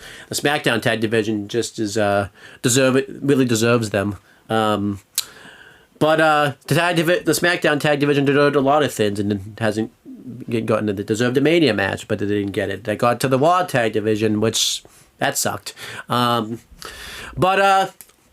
Yeah, they've bounced back very well. They've kept Penta in the mix. He had, even though he lost to Dom, because that was always going to happen. He was going to lose, and again, he didn't lose clean. He got robbed, but he's still in the feud with the Judgment Day, and that's a pretty consistent thing that happens on Raw, so he's guaranteed to get consistent TV time every week. And Phoenix finally had his first match back on SmackDown where he faced Santos, and that's a feud that's been ongoing for a little bit. So I think they bounced back from it very well. I think they're going to do something at Worlds Collide, whether that's a tag match with the Creed brothers, maybe a tag match with Chad Gable and El Grande Americano. You know, that could be something. So it's interesting. Which kind of sucks because, you know, they're going to be at Worlds Collide, but they can't be in the Money in the Bank match because, you know, that's the same day. So I guess they got to miss out on winning the briefcase type of thing. So we'll have to wait and see what happens. But I've been very into, you know, what they've been doing on the shows and everything like that. Because Penta's tonight's facing JD McDonough in a match, which I know you like that. So, but yeah, let's continue. You know, we've had some returns and some debuts on the shows recently, so I want to make sure we mention them. Nia Jax returned on SmackDown after WrestleMania. It was during a match. Tiffany Stratton faced Jade Cargill, and the match got thrown out because Naomi attacked Jade Cargill, so they're keeping that feud going, which I don't have an issue with. And then Nia Jax returned afterwards, and they're going to go back to the Nia Jax Tiffany Stratton feud, which, you know, obviously I don't like Nia Jax, but this does make sense because this feud really didn't get finished because obviously they had the match at Chamber that Nia Jax lost, and then they had to pivot to the Charlotte Flair program. So they need something for Tiffany Stratton to do, and that's kind of something that they can get Tiffany Stratton back in and everything like that. Because as you could tell, I'm wondering if they were planning on continuing the Tiffany Stratton Charlotte Flair feud, but because of how uncomfortable that feud got, they're like, yeah, we got to end this. So they just ended it, type of thing. Because I'm wondering if Charlotte Flair was supposed to like lose, and then like Charlotte Flair would be the one that attacks her, but because that feud got very uncomfortable, they're like, yeah, we can't really continue this. So they went back to Nia Jax. Tiffany Stratton's still not coming off still very well as a babyface. It's been better, I think, but she's been less she's sort of growing into it now. Yeah. So so I feel like that's good that they like kept going down that route and actually gave her the win at Mania, because that made her seem like more of a competent babyface rather than just being fed to Charlotte. Right. So that's good. I get interested, you know, I hope Tiffany just beats Nia, and then we can kind of move on from this. But it does make sense to go back to this, because, again, there's really no one on SmackDown right now that can really wrestle Tiffany Stratton for the belt. And, again, this feud never got finished. So even though I don't like Nia, I can understand why they're going back to this feud. How do you feel about Nia's return and everything? I mean, I kind of know how you feel about it, but maybe you'll surprise me. Oh, I can surprise you. I don't give a shit. Do not fucking care about her one bit. Not one bit. She has, at this point, X-Pac heat, but WWE does not understand this, and she constantly is being brought back to television after being taken off TV. Just constantly. And it's really getting to the point now where that Royal Rumble spot meant absolutely nothing. Where she eliminated like 5 or 6 people at the same time in that sloppy spot. Yeah, that didn't mean anything. She's just terrible. She's the same as she was 10 years ago. I just don't know why. I just don't know what they see in her. She's also a lot older now, and it's like she's just terrible, and there's no way around it, and they're never gonna release her. They're never going to get rid of her. She's always going to be there, and she's always going to have X-Pac heat because nobody likes her. Yeah. But yeah, let's just continue. There's a big return, though, that happened, and it was someone that hasn't been there, really, before, like Nia. And it's one that, you know, we've actually wanted to happen since we started doing Aftershock, like, weekly and everything like that. But, you know, and it's a big one. We usually talk about it off camera, like it's a big one we would talk about that we wanted to happen. But why don't you talk about the big return that's happened on SmackDown? So we had a return for the ages. Not really, but We had the return of Mr. Vignettes Man, Aleister Black, the former Malachi Black. And he's still selling the eye thing, which is great. Yeah, I love it. It's kind of like he kind of did away with the expansion, but he kind of played back into him, having a fucked up eye, which is awesome. His return was great. He had a really good match against The Miz. People have been saying, like, oh my God, he came back. I'm feuding with The Miz. Yeah, that's what you do. You bring him back and you feud him with someone who you know is going to put him over. He's not going to immediately come in and face fucking whoever else. He's not going to come in and immediately go for the WWE Championship. So, like what is, like, he's not going to come in and immediately go for the U.S. title. He's going to come in and he's going to face people who are going to put him over for right now. And it's a one-off thing. We'll see what he does on SmackDown this Friday. But so far, it's been a really, really good return. And I'm really excited to see where the future is for him in WWE. Yeah, I like that he's back, to the old gimmick that he was doing in WWE. Def Rebel redid his theme song. That's actually very good. It's the same theme song. It's just slightly different. Yeah, that's not even noticeable either. If you listen to the CFO version, you listen to this version, it's almost identical. Yeah, you can't really decipher where it might have a little bit more guitar riff or like it's tough to really tell the differences because it's the exact same song. Right. But I'm happy to see. They should have been doing all along. Yeah. But I'm happy to see him back. Touch it up a little bit, fine. Rusev should have came back with his other theme song, and you want to touch up a little bit, that's fine. But don't fucking give him a stereotypical Russian or Bulgarian theme. Right. But yeah, I'm happy to see Aleister Black back. I've wanted him back for a while. There's a lot of things he can do. And he just looks happy again. It looks like he's finally ready to kind of get his creative juices flowing and everything like that. The match that he had here, it's probably the best match I think he's had since maybe House of Black were feuding with like the Death Triangle in AEW, I guess.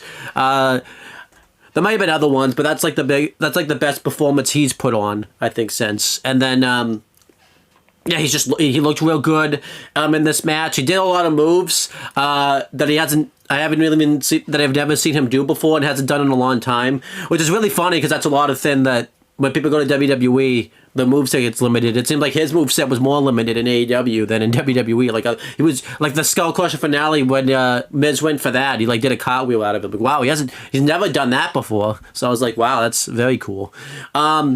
I think he's going to do a feud with Carmelo Hayes, which I think makes a lot of sense because obviously they had a stare down with each other afterwards, and I'm okay with that. He's probably going to be a big factor into the Money in the Bank ladder match, which I think will be cool for him. I imagine this week, I don't think he'll have a match or anything like that, but he'll do some sort of promo, I think, this week. Like in a dark room or something like that. Not like what he was doing before he left, like where he waited for people to challenge him and everything like that. But he'll have like a really good ominous promo this week. And I'm just really happy for him. I think he'll do very well. I could see him after they build up Jacob a little bit. Maybe he's the one that beats Jacob Fatu for the men's U.S. Championship. I would like that. And it would work, type of thing. Or, he could face, Dominic Mysterio and go to Raw type of thing. That would work very well, too, because, he was kind of a victim of the Monday Night Messiah. So, again, he could face Seth Rollins again and everything like that. That would work also. There's just so many things that he could do, and I think I'm just really looking forward to seeing what he can do in WWE and everything like that. But yeah, I'm really interested in to see what he does. And again, him feuding with The Miz, that's nothing to sneeze at. The Miz is a multi-time world champion and everything like that. It's not like he came in and feuded with No Way Jose. I mean, I know he's on the roster, but like No Way Jose or something like that. He came in and feuded with like a pretty big. Javier Bernal. Yeah, he came in and like feuded with a pretty big name and everything like that. So, you know, this works for me. You know, but we had another big return, you know, that had been speculated for a while. Like you just said, Rusev. You know, it looked like we were gonna get some type of tag match with the New Day versus Alpha Academy, and no, that wasn't gonna happen. Rusev returned and interrupted it. The New Day immediately took off from this, and Rusev just destroyed Alpha Academy, absolutely obliterated them. And then on Raw last week, he basically doing the TNT champion gimmick where you know, he's talking to his god and everything like that, and it was very good. I really like that gimmick and everything like that.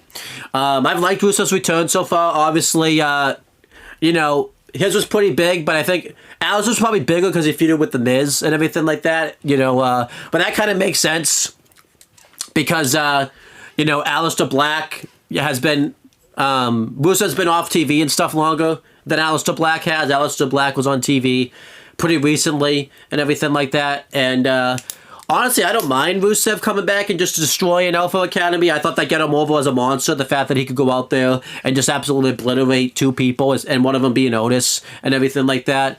And I just don't know, like, what else on Raw, if you look at the show, who else Rusev could have come back and, like, attacked and everything like that. Because everyone, I think Alpha Academy. And again, they could build up Rusev very well and just have him just be a monster heel again. Or face, we don't really know what he is yet. It's very vague. So I don't mind Rusev coming back and just destroying Alpha Academy. Because the thing that people need to understand is they're not going to come in, like you said, and just feud with big names. They have to come in and like build them up for a few weeks and everything like that. And I think that's what WWE under the Triple H regime has been very good about. They don't come in and just like have a big match right away and everything like that. They come in and they do little things and everything like that. So I think it's fine, again, as long as you have like a long-term plan for them and everything like that. And I'm really interested in Rusev. What do you think of Rusev's return? Other than his theme music, because I know you were pretty critical of that. But how did you feel about the return itself and how he's been presented since then and everything like that? I like the return. It was definitely pushed up a little bit further, I think, than I think, because they had Aleister come back and Miro come back in the same week. But yeah, I love it. It was a great way to debut. He's facing Otis tonight, so just going to be an interesting Meat Madness type of match. Yeah, it'll be interesting to see too. You know, because a big thing because you pointed this out when he returned. Matthew Raywald, Aiden English, is a free agent, so that could be something. Maybe he comes back and reunites with Rusev and everything like that, which would be tough because I feel like you couldn't really do because the gimmick he's working with right now isn't the, you know, the Rusev Day gimmick and everything like that. He's not the goof like he was. So I don't know if. Like, if they came back together, would they keep it a goofy gimmick, or would they be a more heel gimmick and everything like that? And, you know, CJ Perry, Lana, is signed a Legends deal, like we talked, that we haven't covered yet. So that would be interesting to see what she does to come back into the fold. Will she be a manager for him, or will she just kind of be a Legends deal and just kind of be behind the scenes? Because I don't think Rusev needs a manager at this point anymore. I think he's fine on his own and everything like that. But what do you think about like the potential of Aiden English coming back, or like Lana showing up? That's pretty exciting times, for sure. And then we had not a return but a call up. Fraxium got called up to the main roster on SmackDown. You know, obviously this makes sense. There was really kind of nothing left for them to do in NXT, so I like the fact that they got called up. And they've looked pretty well in their call up. They faced Los Garza in the main event. Well, I said main event debut, but their actual like debut, not the show main event. But they faced them on SmackDown. They looked very good in that match. Then they faced Pretty Deadly. They looked good in that match, but that match obviously fell apart because Elton Prince got hurt, type of thing. So they had to kind of struggle to get through that one. But I feel like I've been interested. His face got busted up on the standing moonsault from Nathan Frazier. Yeah, so I'm interested. But so far they looked very well. I think they'll do very well on SmackDown because the SmackDown Tag Division is just absolutely awesome. I hope they stay. I don't know if they'll stand out as much because obviously in NXT they were really the only tag team that worked like a big flippy indie style. So I don't know how well they'll stand out because on SmackDown They were the top tag team down there. Yeah, so on SmackDown you kind of have a lot of people like Los Garza and Pretty Deadly, and now they have Motor City that are kind of that way. So it'll be interesting to see. And Montez too, also. Yeah, so it'll be interesting to see if they'll have the same success on SmackDown as they did in NXT. SmackDown's like low key, like building up like a great tag team division, kind of like how it was with like the SmackDown 4 in like 2002 when they were feuding for the WWE Tag Team Championships. Yeah, so yeah, I like Fraction's debut so far. I'll kind of give like that match with Pretty Deadly a pass because obviously I don't think because Elton Prince's jaw got busted up and everything like that. So I'll kind of give that a pass. But like everything else has been pretty well. It was really. I also think that too. I think their best bet is what for them for Fraxium is being SmackDown, but I have to think that they would have been better off like going to Raw because there's no fucking tag teams over there. Right. Well, there is one tag team, we just don't like it. So. But yeah, how do you like? They're just not. It's not very tag team heavy on Raw. It's mainly just the Judgment Day. Yeah. And Seth's, I guess now, but like. On SmackDown, they're gonna fucking thrive on SmackDown with the amount of teams they're gonna be able to work with. I'm really impressed with the way that Triple H has really built that SmackDown tag division. It's amazing. I forgot to write it down as part of the topics. I thought I did, but I do want to make a shout because we're on the topic now, anyways. Because we got that TLC tag title match last week on SmackDown, and that match was. I want to talk about how incredible that match was. It was absolutely banger of a match, 5 stars easily. You know it's a great match when biased Dave gives it a 5 stars. Right, but yeah, I thought that match was incredible. The only thing that pissed me off about that match was it wasn't on Mania like it should have been. Because again, we talked about it in the Mania retro. Well, not the Mania retro, but the Mania Aftershock.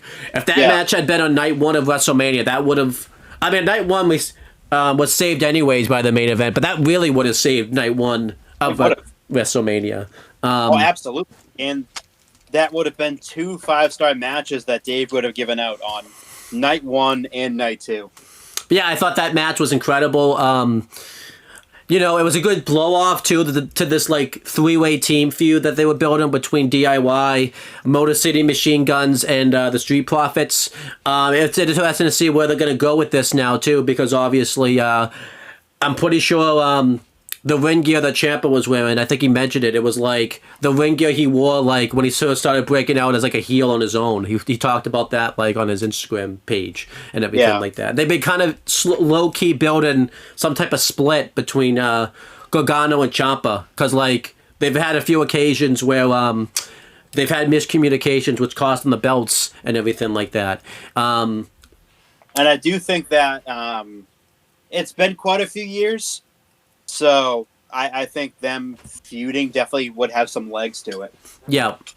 I'm interested to see what direction they go in. Like, will they have Ciampa go heel, or will they swerve us and have it be Johnny this time? Because I hope it's Ciampa though, because Johnny as a heel. I think Ciampa can be a heat magnet. Yeah. I'm interested to see what happens with Motor City Machine Guns. I don't know how well it's going to play off on the main roster because in NXT that was like one of those most beloved tag teams in the history of the brand. Right. So it's like it really hurt when they broke up. So it showed in the audience because Champion didn't have a theme song. He just came out to silence and was getting booed out of Full Sail every single week. until they gave him a theme song, and then people started to like it, which was weird. So, but I just don't know because they get reactions, but it's not. I don't think it's going to have the same type of reaction as when they first broke up, and I think it was Toronto, right? Chicago, because Toronto. It was Chicago because Toronto was when they won the tag titles. It was it was Takeover Chicago after their tag match, and Ciampa ended up missing a bunch of time due to an ACL tear. I think too. Also, you're forgetting too. They were beloved, but also too that was like the main event program in NXT and everything like that. That's not going to be the same case on the main because that's not the main event program and stuff. If they're gonna do it though, if I do the turn somewhere where they'll love like Chicago, because I feel like people would resonate with it and everything like that, or do it Chicago or Florida or Toronto, because Toronto, someplace where they would actually get like a reaction. Right. But yeah, I'm interested to see what they do with it. Motor City Machine Guns, it's gonna be interesting to see where they go now, because obviously, do they go heel? Because that would be interesting. Because I think it's too soon for that. Yeah, but interested to see where they go. They probably should go to Raw, because I'm wondering if they've kind of done everything they could really do on SmackDown and everything like that. They revitalized that division on Raw. Yeah, honestly. And then then versus the New Day would be good, type of thing. So, and then the Street Profits, look very strong in this. I'm really glad that they've stuck it out for as long as they have, and it shows that you could get rewarded for sticking it out and everything like that. And they've looked amazing for the last few months. They went from oh holy shit, they're turning heel. Now they're one of the best babyface tag teams in the company again. Yeah, and I like that. They're serious now. They're not, they don't joke. They don't joke around now as much as they did a few months ago and everything like that. Little twists to the characters, but they're still one of the most over tag teams, over acts in WWE. Period. They just gotta get rid of that fucking theme song and bring back the song they had. But whatever, they're not gonna do that. So, but yeah, what an incredible. But yeah, again, just a crime that Mania that TLC match was not at Mania, because that was incredible. Just another negative is the fact that that match should have been on WrestleMania, and I think it would have balanced out the show a little bit more. Yeah, it would have balanced it up, because night 2 was heavily amazing until the main event, which was garbage, and then the main event of night 1 was amazing, and the rest of the show was just sort of meh. Yeah, so because we forget there was some banners on night 1. We had Jacob Ellie Knight, that was a surprise banner. We had Jade Naomi was relatively good. If anything, that match should have taken, and then the world title match was fairly good. If that match had happened in between the world title match and Jade and Naomi, or maybe not, because Jade and Naomi probably would have suffered. If that TLC tag title match had happened maybe in between Jade and Naomi and El Grande Americano, Ray Phoenix, I feel like night 1 we would feel a lot better about and everything like that. And then that was always gonna be the cool then anyway. Yeah, the Ray Phoenix versus El Grande Americano. Ooh, yeah, coming around. Doesn't mean it's not Chad Gable. No, you said you would have said Chad Gable in a mask, but this time around you didn't. So we're getting there. Chad Gable in a mask. I can call him whatever name I want. It's still the same person. But one name. But yeah, and then that world tag title match between New Day and Warways, just fucking take that shit off Mania. That didn't belong. It did not belong on Mania. Put that shit on. That was that crowd. That crowd, from beginning to end, did not give a shit about that match. Yeah. But let's just continue talking. Aleister Black, wasn't the only one in the household that had a good night the night after SmackDown. Something else happened that was a big positive light in that household. So they impeached Chelsea Green. They took her championship away from her and gave it to Zelina Vega. So Zelina had her first real big win in WWE in a very, very, very, very long time. she definitely earned it. She's very likable. As a person, and Well, yes and no, because obviously she went at fans for trashing her theme song, so it's... I don't. To me, that's neither here nor there. It's people's opinions about it. But she likes it. And that's all that really matters. But it's just she's worked so fucking hard to get it, and she took her women's U.S. championship to Ground Zero and placed it on her father's plaque, which was really awesome. That was a cool thing to say. And then, but she absolutely deserves it. She absolutely earned it, and I'm very happy for her. Yeah, and she gets her husband back on the same brand as her too. Yeah, I like this. I was a little disappointed because I thought there was more legs we could have gotten out of Chelsea's U.S. title reign, the women's version of it. I feel like, there was still a lot they could have done, with it and everything like that. And I am worried, too, that once Chelsea Green and her feud's over, I'm worried kind of what the state will be like for the women's U.S. title, because I hope it's not, forgotten about and everything like that, because it seems like that might be the case. Because Chelsea Green, really added prestige to that title because she was on TV all the time, even not in a wrestling capacity type of thing.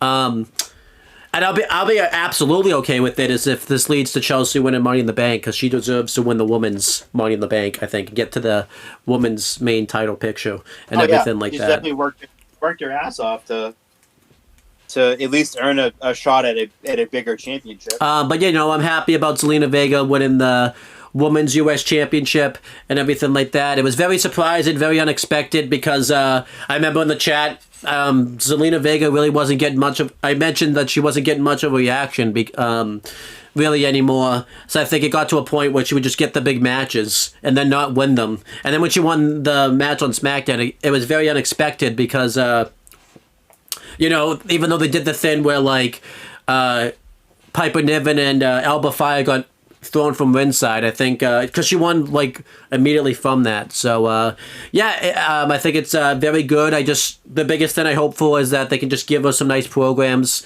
for the women's U.S. title, that belt, now that it's off Chelsea Green, isn't forgotten about and everything like that. Biggest thing is just have title matches and have kick-ass title matches and everything like that. So I hope that happens, because I hope she's not just forgotten about as a women's United States champion and everything like that. But we'll see. But yeah, we have some other things. I think that's everything main roster related, right? Anything else you want to talk about that's going on in the main roster that I didn't put in the notes because I probably did forget and stuff, or anything like that? No, I think that's pretty much everything. We covered it for main roster wise, at least. Yeah. But we have a big NXT thing that happened that was very unexpected. And it's really kind of the main thing going on in NXT. There's a reason I just put that and then random NXT talk, because this has kind of been the main thing going on in NXT and everything like that. And NXT got a shakeup too, so. Yeah, it did. So we have Joe Hendry versus Trick Williams, and this is going to be very interesting because Trick has obviously turned heel, and he is going into a program with Joe Hendry, which is interesting. I wonder if it's going to be for the TNA Heavyweight Championship. I would assume so. Yeah. And it also, too, kind of takes away from Oba Femi versus Trick, because I don't want to see that again. We've seen it too many times, and I'm just done seeing it. I want Oba to go on to something different. Even an Oba Femi versus Joe Hendry match would be money. But for right now, Hendry versus Trick is definitely the way to go, as Trick has kind of turned heel. I mean, he's been going down this route for quite a few months now, and now I think they kind of just finally pulled the trigger on it with Trick's attack at the end of the Rebellion pay-per-view, I think it was. And it's going to be very interesting to see how often Trick is going to be on NXT. I believe Joe Hendry is appearing on NXT tonight, I believe. tomorrow night, not tonight. Tomorrow night, I believe, or next week. But he'll be there, and it's going to be. I'm very looking forward to this. Yeah, I've liked this. It was very unexpected because obviously, even though Joe Henry was at WrestleMania, I don't think anyone else, even though the NXT show afterwards was in Vegas, I don't think anyone expected Joe Henry was going to be there and everything like that. It was a good utilization of Joe Henry, kind of immediate follow-up after his WrestleMania appearance and everything like that. And this is probably the best way to go about turning Trick heel because obviously he's still very over and everything like that. And Joe Henry's just so over. I think he can get people to turn on Trick once he does turn heel. I think this is good for TNA. We got the end where Trick Williams showed up, which was very surprising and everything like that. I hope it is for the TNA World title. They're doing a battle royal tomorrow night on NXT, and I would like to see something happen where Joe Henry eliminates Trick from the battle royal since he's been talking down to him a lot and everything like that. We can maybe at Battleground we get a TNA World title match. I would like if Trick Williams won the title and everything like that. That would be cool. Kind of have like a WWE guy hold one of TNA's championships in a heel way and everything like that. You could do a good redemption story arc for Joe Henry and everything like that. And I wonder if they confirmed that Trick is going to lead Dog State because what a coincidence, Dog State attacks Joe Henry the same time Joe and Trick start to develop an issue, but that could be a coincidence, because that's like Al Grande Americano thinking right there. You have a lot of coincidental thinkings when it comes to that, and it doesn't really add up. So this might be one of those occasions right here. So, I'm pretty interested in this. Obviously a lot of people are just throwing shade at the Joe Henry, what he's been doing in NXT, which just doesn't even make sense because, Joe Henry's literally feuding with one of the main guys at NXT, and yet it's being shit on by some fans and stuff. It just doesn't add up. So, we've had other things go on in NXT. It's really just been this, but there's been other like little things going on that I feel like I can just kind of throw into one topic and everything like that. One of them is Stax and Tony D's feud's been going, and it's been pretty shit. Very like low-key mafia type movie stuff we're seeing where like Stax killed off like what's the fucking guy's name that apparently is dead now? Luca Crucifino. And then like Tony D has sent Rizzo into hiding, and then like this week they did like the thing where like Stax is trying to take over like the family and says that Tony D is not really the guy to do that anymore. This feud's been pretty shitty. I haven't liked it, and I feel like the main reason why this feud sucks too is once this feud's over, Stax is just gonna struggle like on his own and everything like that. But this feud's been pretty shit. What do you think of this feud? Terrible. I don't care. I don't care about fucking Tony D'Angelo. I don't care about Stax. I don't care about Luca Crucifino. I really don't care about Adriana Rizzo. I don't care about any of them. Stax is just meh. And Tony D is still not really over. Like, it just... This whole thing just feels like a waste of fucking time. And it's not going to lead to anything. It just feels very meh. And then we've had some other things go on in NXT. We have Ricky Saints is still doing well as men's North American champion. He just defended his title recently and successfully retained it against Lexis Kin. It seems like they're going to go back to the Ethan Page feud because they did like a backstage segment before that, but we didn't really get anything from that this week. What do you think of that, though? I think Ricky Saints is still doing well. I'm still liking him as North. I still like him. He's still over. He's still doing great. The Lexis King match was very good, and I feel like this this feud with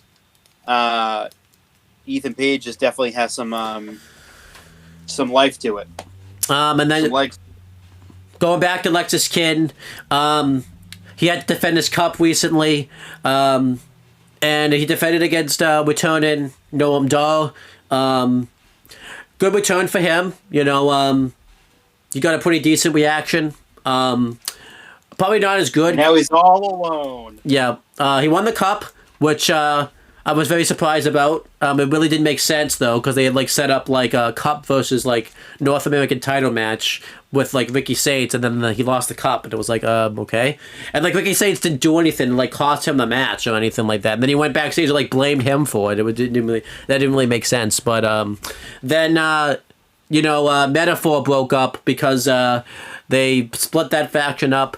I thought it was very unexpected. You'll get into why they broke up more in a couple seconds. But, you know, at the time, I could see it, though, just because, like, Meta Girls were doing their own thing. And then, you know, Meta Girls were doing their own thing. And then Orr was going to, like, do his own thing and evolve. But, again, we can't say why it actually makes sense for the time, because there's a bigger reason for that we'll get into later on. But I would be interested to see what Noam Dar does on his own. I think he'll do well on his own. I don't think he'll struggle. I think he'll do better with a group and stuff, but I don't think he's gonna like struggle like Stax it will. How do you feel about Noam Dar being back and everything like that? We hadn't seen him in a very long time. I don't know what the fuck happened. I think he might have gotten hurt again, but we hadn't seen him for forever, and you know it was nice to see him again. But to set up a North American title match versus the cup really didn't make any sense for them to set that up in one segment and then the next segment have Lexus King go out and lose the cup. That didn't really make any sense. But Noam Dar being back is kind of cool. You know, he's kind of been he's kind of been like the face of NXT for a while, I guess. Yeah. Just been around a long time between NXT UK and NXT, the US and NXT versions. I think someone said he's been in NXT UK and NXT US for like 9 years or something like that. Don't forget 205, because that was part of NXT at one point. So he's been nearly a decade down in NXT. So good for him. But you know, at the same time, it's not like he's been down there for almost 10 years and he's been called up. No, he already had a main roster run. Yeah. But yeah, it was cool to see him back again. But you know, well, it's probably going to go back to the British rounds again, which I would assume. I don't like that, but whatever. I mean, Lexus King was the big heel with it, and he changed it, so I believe it's going to go back to that. Do you like that or not? But it kind of ruins the flow of the match. To just kind of take it. I get why they did it. I get why it's a thing. It's because they're trying to pay tribute to the old British wrestling, and I get that. But at the same time, it ruins the match flow. If you go 3 minutes and then you do rounds over. It feels like every match too in the cup is the fucking same too. Like, you know, one of the heels will like can't do anything. Yeah, you can't get any flow. I remember too. One thing I don't like about it was like if it's tied, they'll do some other heel will cheat to win. It's like, why you cheat? Like you're gonna win. They should do the thing like if it's tied, like you go like 5 more minutes or like there's judges afterwards or something like that. Like it's really dumb that like it's a tie and the champ retains afterwards and stuff like that. That's just really. And then they have that sudden death, like yeah, and first call win, no matter what. Yeah, well, it is 2. I wouldn't mind if it is 2 out of 3 falls every time or something like that. That'd be fine, you know. None of this 2 out of 3 falls with no round. Yeah. Or if you're gonna do rounds, make the rounds longer. Like make them like 5 to 5 to 10 minutes or 5 to 8 minutes add 2 more minutes to the round and make it 5 minutes. I think it would be a little bit more because you're getting into the flow and all of a sudden round's over. Yeah. And it's like, okay, now they go back to their corners, and their cornerman has to give them, a squirt of hydration, and then they go back, and it's like, okay, and then another 3 minutes goes by. It's like, okay, it's like, okay, so we're getting into the swing of this match here. It's been 6 minutes, and there's been 2 stoppages already. Yeah. It's also really, and then like I would take. Frustrating to watch this type of match. It's also weird because they do that thing like where if you get DQ'd, the whole match is fucking over. Like what? Like that doesn't really. That's weird. Like first of all, you establish this rounds thing, and what happens if someone gets DQ'd in the first round? The match is just fucking over, and they feel like ending it. Yeah. That's the point. Like the whole point is it's supposed to go 3 rounds, and if it's a DQ, that person loses that round. Yeah. But yeah, let's just continue. Let's just talk about some NXT stuff. Comet Petrovic and Asante the Adonis broke up. Yeah, first time they appeared on fucking TV in months, and they go, you know what? Time to end this. Yeah. Hey, that's a bit. But I did ask, it is because technically I think a couple's a tag team, so that's Yeah, I mean he did a lot of that on NXT this past week. Yeah, I think that he could have waited. He hadn't done it in so long he would salivate. I wonder if he got like. I wonder if he got like a little cranky, you know, because remember, don't forget he hadn't really gotten much sleep. I wonder if like it caught up to him on Tuesday, type of thing. So he's probably like, hey, you know what? I haven't broken up a tag team in quite a while. Anyone want to get broken up? Huh? Anyone? Yeah. Okay, metaphor. Okay. Ashanti the Adonis. Yeah. And Carmen Petrovic. All right, here we go. Anyone else? He hadn't had his vices in a while. You know, he needed to feed his vices to break up a nice. He was probably pleasuring himself at the same time too. Yeah, because you know he's watching that shit like in Gorilla and everything like that. Like. Oh yeah. Oh yeah. Yeah. Oh yeah. Yeah, other things that have been going on in NXT. So I just want to make sure.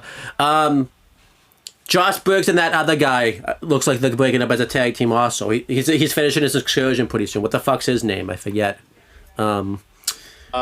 He's like there from Noah. I know. I can't. Ewan Mora or yeah, something like that. It's not Iwamura. It's similar to that.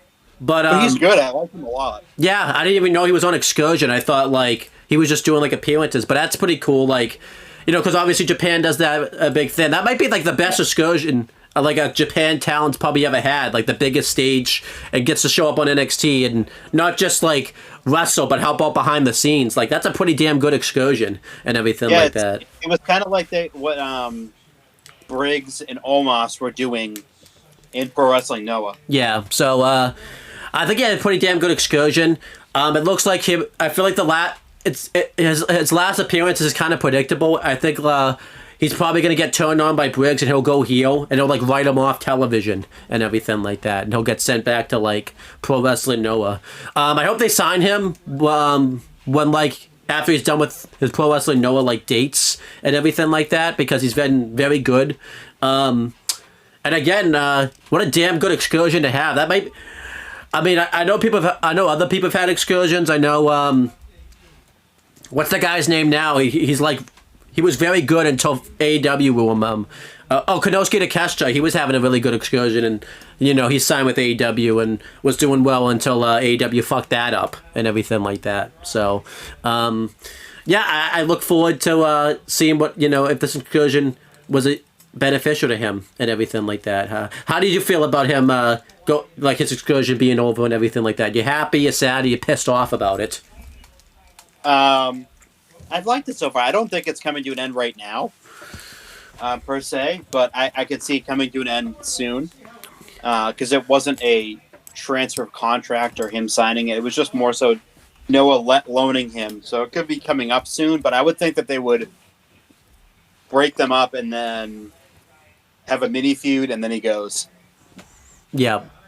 The Cullen's still a thing, and it's still shit. You know, Sean Spears is trying to get them to, like, get championships and stuff, and I'm just like, yeah, let's not do any of that. Sean Spears just doesn't do it for me. Yeah. And This then group just sucks. Brooks Jensen feels irrelevant. He feels useless. that other guy with him, like, is really... He wasn't a part of the releases, to be honest with you. Yeah, that other guy that's with him, too, is, like, really bad. Like, I forget his name, but he's really bad. And then Izzy Dame's also really bad. So, you know, it's... Bad, it's just a really bad group. And then Dark State is still a thing. They're getting better, I would say. You know, when they don't do like the cringy promos and stuff, their in-win work's been very good and everything like that. You know,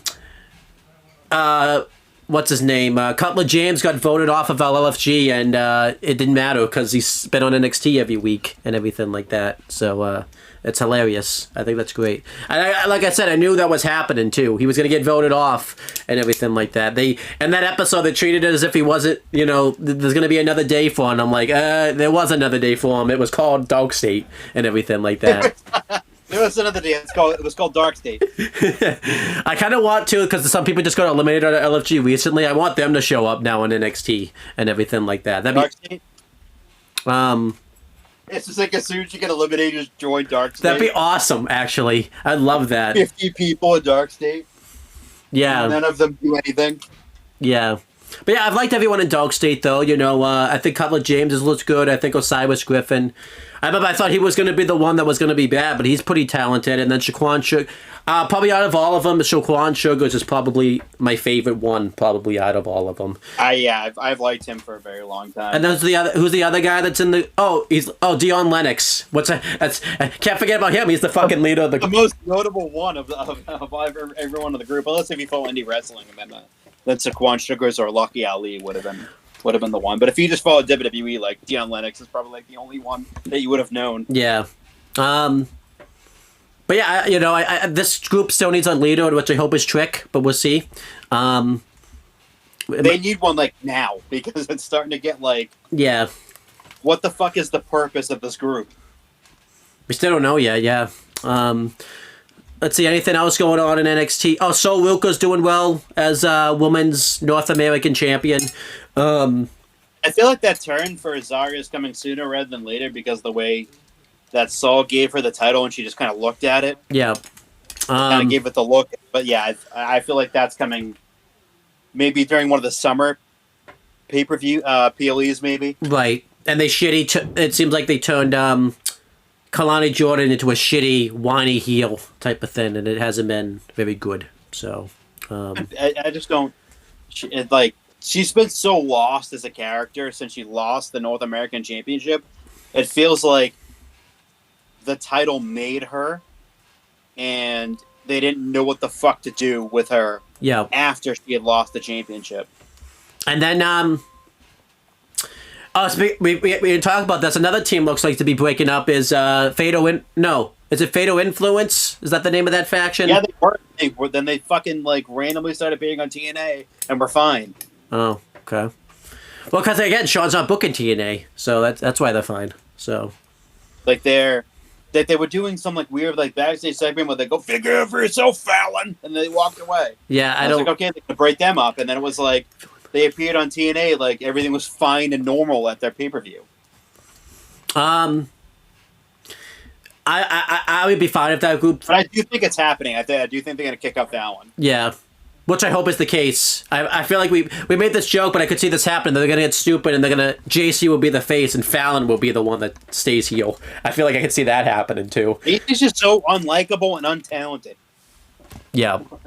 I can't believe she survived all the way through NXT 2.0 to now. I'm really fucking shocked. Yeah, it's just how it happens sometimes.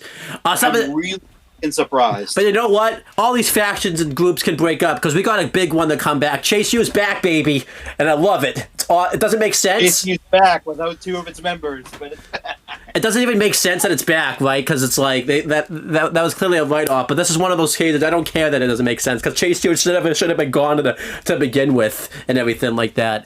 I hate to say it though, we're probably gonna get like a bad version of it because Aliyah Connors and I do think that. In terms of, like, in-ring ability, I guess, it's a little bit better. This version. Yeah. A tiny bit better. because of Uriah Connors being Fit Finley's son, I feel like, it's a bit of an upgrade from where they were. Yeah. And Kel But- Dixon's pretty solid in the win. Yeah, I mean, I would say it's a tiny, tiny bit better, but not by much. Yeah.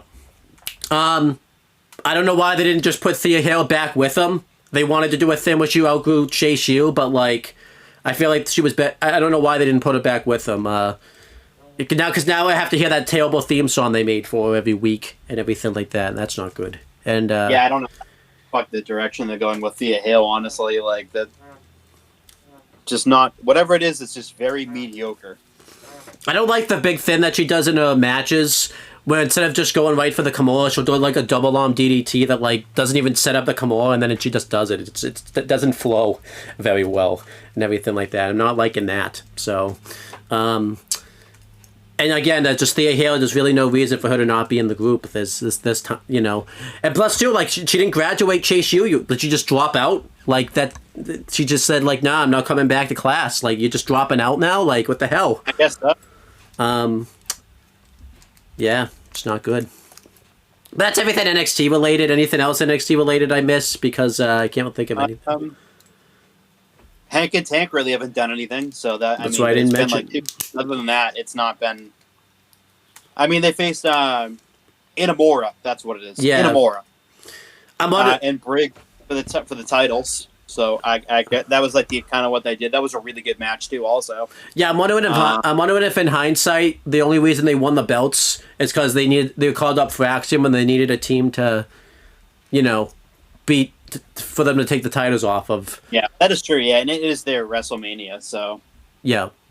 So it kind of makes sense to have Axiom like drop the belts at WrestleMania. that's probably why they did the, because everyone was kind of confused they didn't do the Hardys rematch or like the Hardys match on the WrestleMania because they needed for Axiom to lose the belts, so they wanted to get that match out of the way like first before like they lost them because obviously they weren't going to be there after WrestleMania and everything like that. So yeah.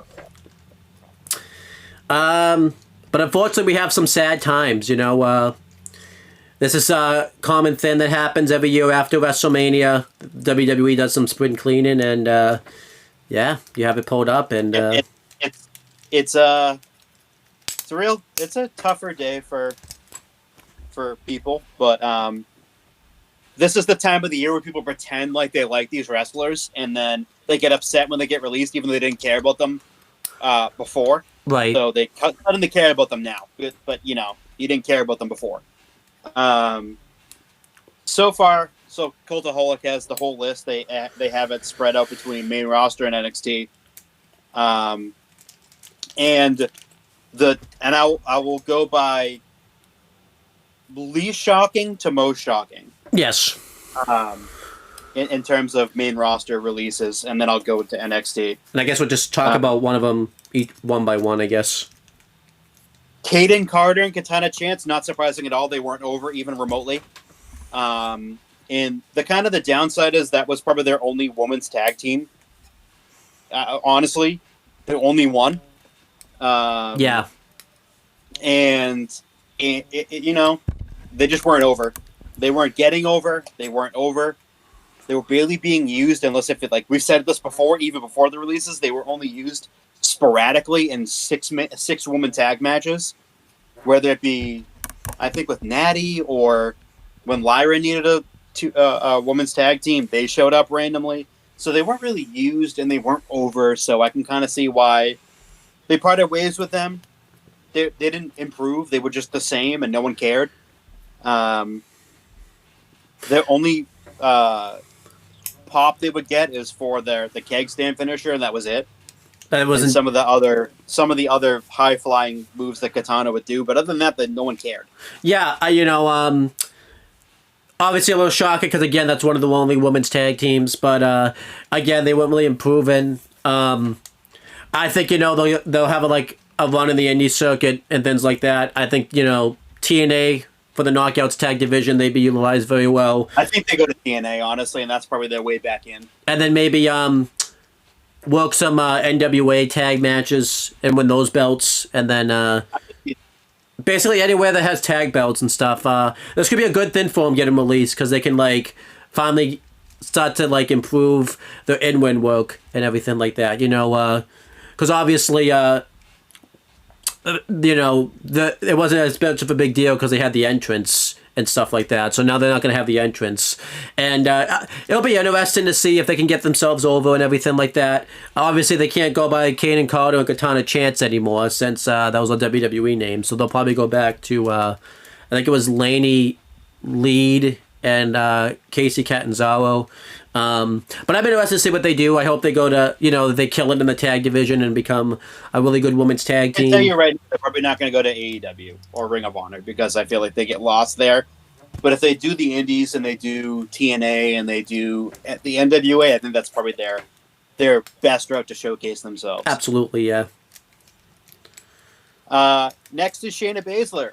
Came as a surprise to WWE, to pretty much everyone because she had been helping out a lot down in NXT. For me, personally, I feel like her run just ran its course. She had been there for a very long time. I think about 10 years, 11 years, 10 years, 11 years, something like that. So she had been in WWE for forever. And I think she just ran her course there. It'll be good for her to kind of go out there and do the indies again. I could see AEW having interest in her, or TNA or NWA, the same promotions. But I feel like she winds up in AEW. I feel like that's where she goes because Marina Shafir posted on Instagram like a picture of them two together. Yeah. So I feel like she either joins the Death Riders or goes against them. But I feel like she joins them. And that's. I mean, her run kind of ran its course in WWE. Was it kind of surprising from if you're a NXT talent? Sure. She worked with a lot of the talents down there and helped out down there a lot. So I feel like that void will be kind of missed. But in terms of on screen, the gimmick kind of ran its course, and it was just time. She's in her mid-40s now, like, time to kind of cut bait. Yeah, I think she can do very well outside WWE.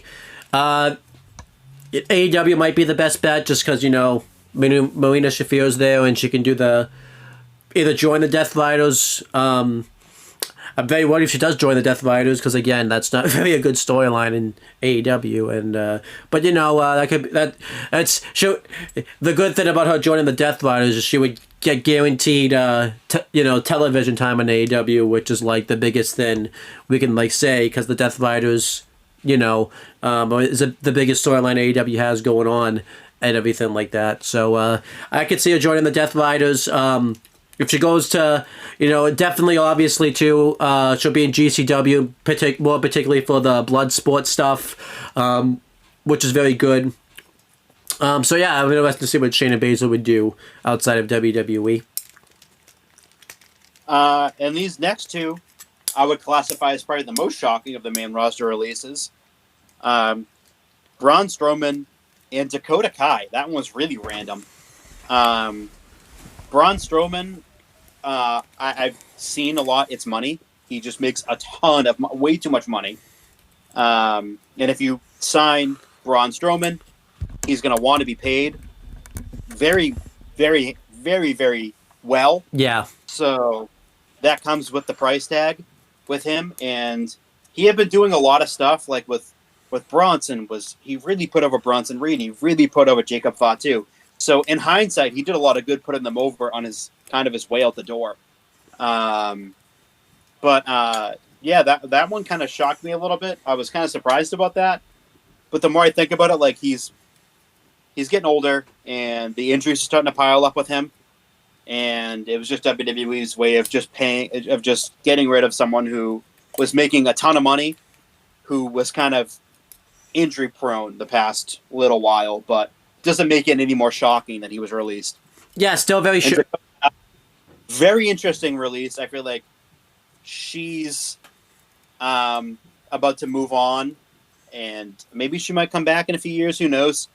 But at the same time, I feel like she, right now I've been seeing a lot of reports that she's very well wanted. So she's going to be a highly coveted free agent in the coming months. Yeah, Braun Strowman, very shocking, it never won't be because obviously he had been doing a lot of things on TV, type of things. It wasn't like some of these other people where like Shayna Baszler was still around, but she really wasn't in the big storylines or anything like that. Braun Strowman, it just was just working a program with Jacob Fatu. But again, it's a lot of money. And if money's a thing, I could see them cutting him and everything like that. And not just the injuries piling up, but he just doesn't move as well as he did back before the injuries and everything like that. Not sure what happens with Braun Strowman, if where he goes and everything like that. I don't know, because again, he wants to be paid well, so the only place that could probably sign him and pay him well was AEW, but I don't think he fits into really AEW's... He's never been there. Yeah. The only thing I could see him doing on AEW, and you wouldn't like this, is being like Ricochet's bodyguard or something, since Ricochet's doing the heel thing, but I don't think that would be very good. And I feel like that would... Braun Strowman being there just to be a heavy for Ricochet isn't a good utilization for him, and he would easily outshine. And I don't say this by how I feel about him personally. It's just true. He would easily outshine Ricochet if he's his heavy. Like that wouldn't really work. And everything like that. And again, I feel like that that's not really Braun Strowman's good enough where he doesn't have to be like a heavy like he was when he first signed and everything like that.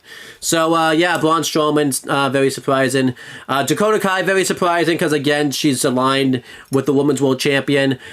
She was being pushed very highly to win the Women's IC belt at some point. So it's very shocking. Very good that she's going to be very wanted. She's a very wanted free agent. There's a lot of things she can do. TNA and NWA would be a good place for her, especially TNA. I think she could take over the Knockouts division just like Deonna Purrazzo when she went there and everything like that. AEW ROH, she could be utilized very well. The only thing I feel is, this is with all these women that go there, they're just going to get fucking fed to Mercedes, because I could just definitely see that happening. And I don't want that to happen, but I could just see that happening. Because Mercedes Moné posted like a picture and edited her into like the 4 Horsewomen thing. So we'll see what happens, but I'm looking forward to seeing what happens once Dakota Kai becomes available. And now we move on to our NXT portion, where a lot of upheaval happened. Mm-hmm. Namely, they released Gallus. They just didn't fit anymore. They weren't being used on NXT anyways. They were like on Evolve, which like is a step down for them. So they just didn't. They had no plans for them on the main roster of NXT at all. They just were using them, and the people keep calling Evolve the developmental, which is true. Yeah, it is. So them being there, it wasn't worth for WWE anymore to keep them. So yeah, I guess being associated with The Rock doesn't matter. I guess not. It kind of does make sense, because Gallus, like I mentioned, really weren't doing much anymore. Kind of a disappointing, I thought they could have been good to get caught up last year, like I said, when they were doing stuff with The Rock, and especially when they did Clash at the Castle in Glasgow. I thought easily they would have been on that show somehow, but that wasn't the case. They'll do very well outside of WWE. They could get a ton of bookings in the UK. They could get a ton of bookings in America. They would be used very well in TNA and stuff like that. AEW, we'll see. It's really tough. They'd be great for the trios division. Now that that's not being taken up by the Death Rider stuff anymore. Maybe they can get that trios division in AEW on track, but again, that just comes down to booking. They could be a great heel stable there and everything like that. Yeah, but yeah, I think you know, I'm kind of shocked Gallus got released, especially too because I thought they were gonna be like a big part of Evolve and everything like that, but they were kind of not really doing much in Evolve either. They were winning somewhat, but you could definitely tell they didn't really have anything for them and stuff like that. So yeah, Gallus is sucks that they got released because I really liked Gallus and things like that. And then I was going to go with least shocking ones, and Javier Bernal and Danny Palmer. They were at nothing, so it didn't even matter about them. Yeah, I have nothing really to say about that. Just nothing. Just nothing. But kind of surprising, but Riley Osborne got released. He's kind of dealing, I guess, with an ankle or an Achilles injury. He posted something that he had surgery in March on his Achilles or ankle. I forget what it was. He showed like the stitches and everything. But that one was kind of surprising, but he wasn't really doing anything. Right. He showed like up post Chase U. Yeah, he showed up in Evolve a few times, but other than that, not really doing anything. Kind of shocking, I guess, because usually WWE doesn't release people if they're like dealing with an injury though and everything like that. Usually they keep them on and everything like that. But kind of sucks. I think he could be good when he could get fully healthy again. He'd be great for the X division, I think, in TNA and everything like that. You know, because he was in the Ultimate X match when he was one of the people that crossed over and like was in it when you know, and people were bouncing back and forth from NXT and TNA. So I think he could be great for the X division and TNA and everything like that. Yeah, I think you'd be great in TNA. That'd be a great landing spot for him. So not only did they break up Metaphor, they released two of the people in Metaphor. Yep. And Jakara Jackson and Oro Mensah. After everything had gone down and Noam Dar had kind of lost the championship and then went away, Oro Mensah was kind of pushed very well. And so wasn't the Meta Girls. And then all of a sudden they stopped appearing together. And then Oro Mensah disappeared off the face of the earth. Yep. Just, I don't know what the fuck happened. He just went away and disappeared.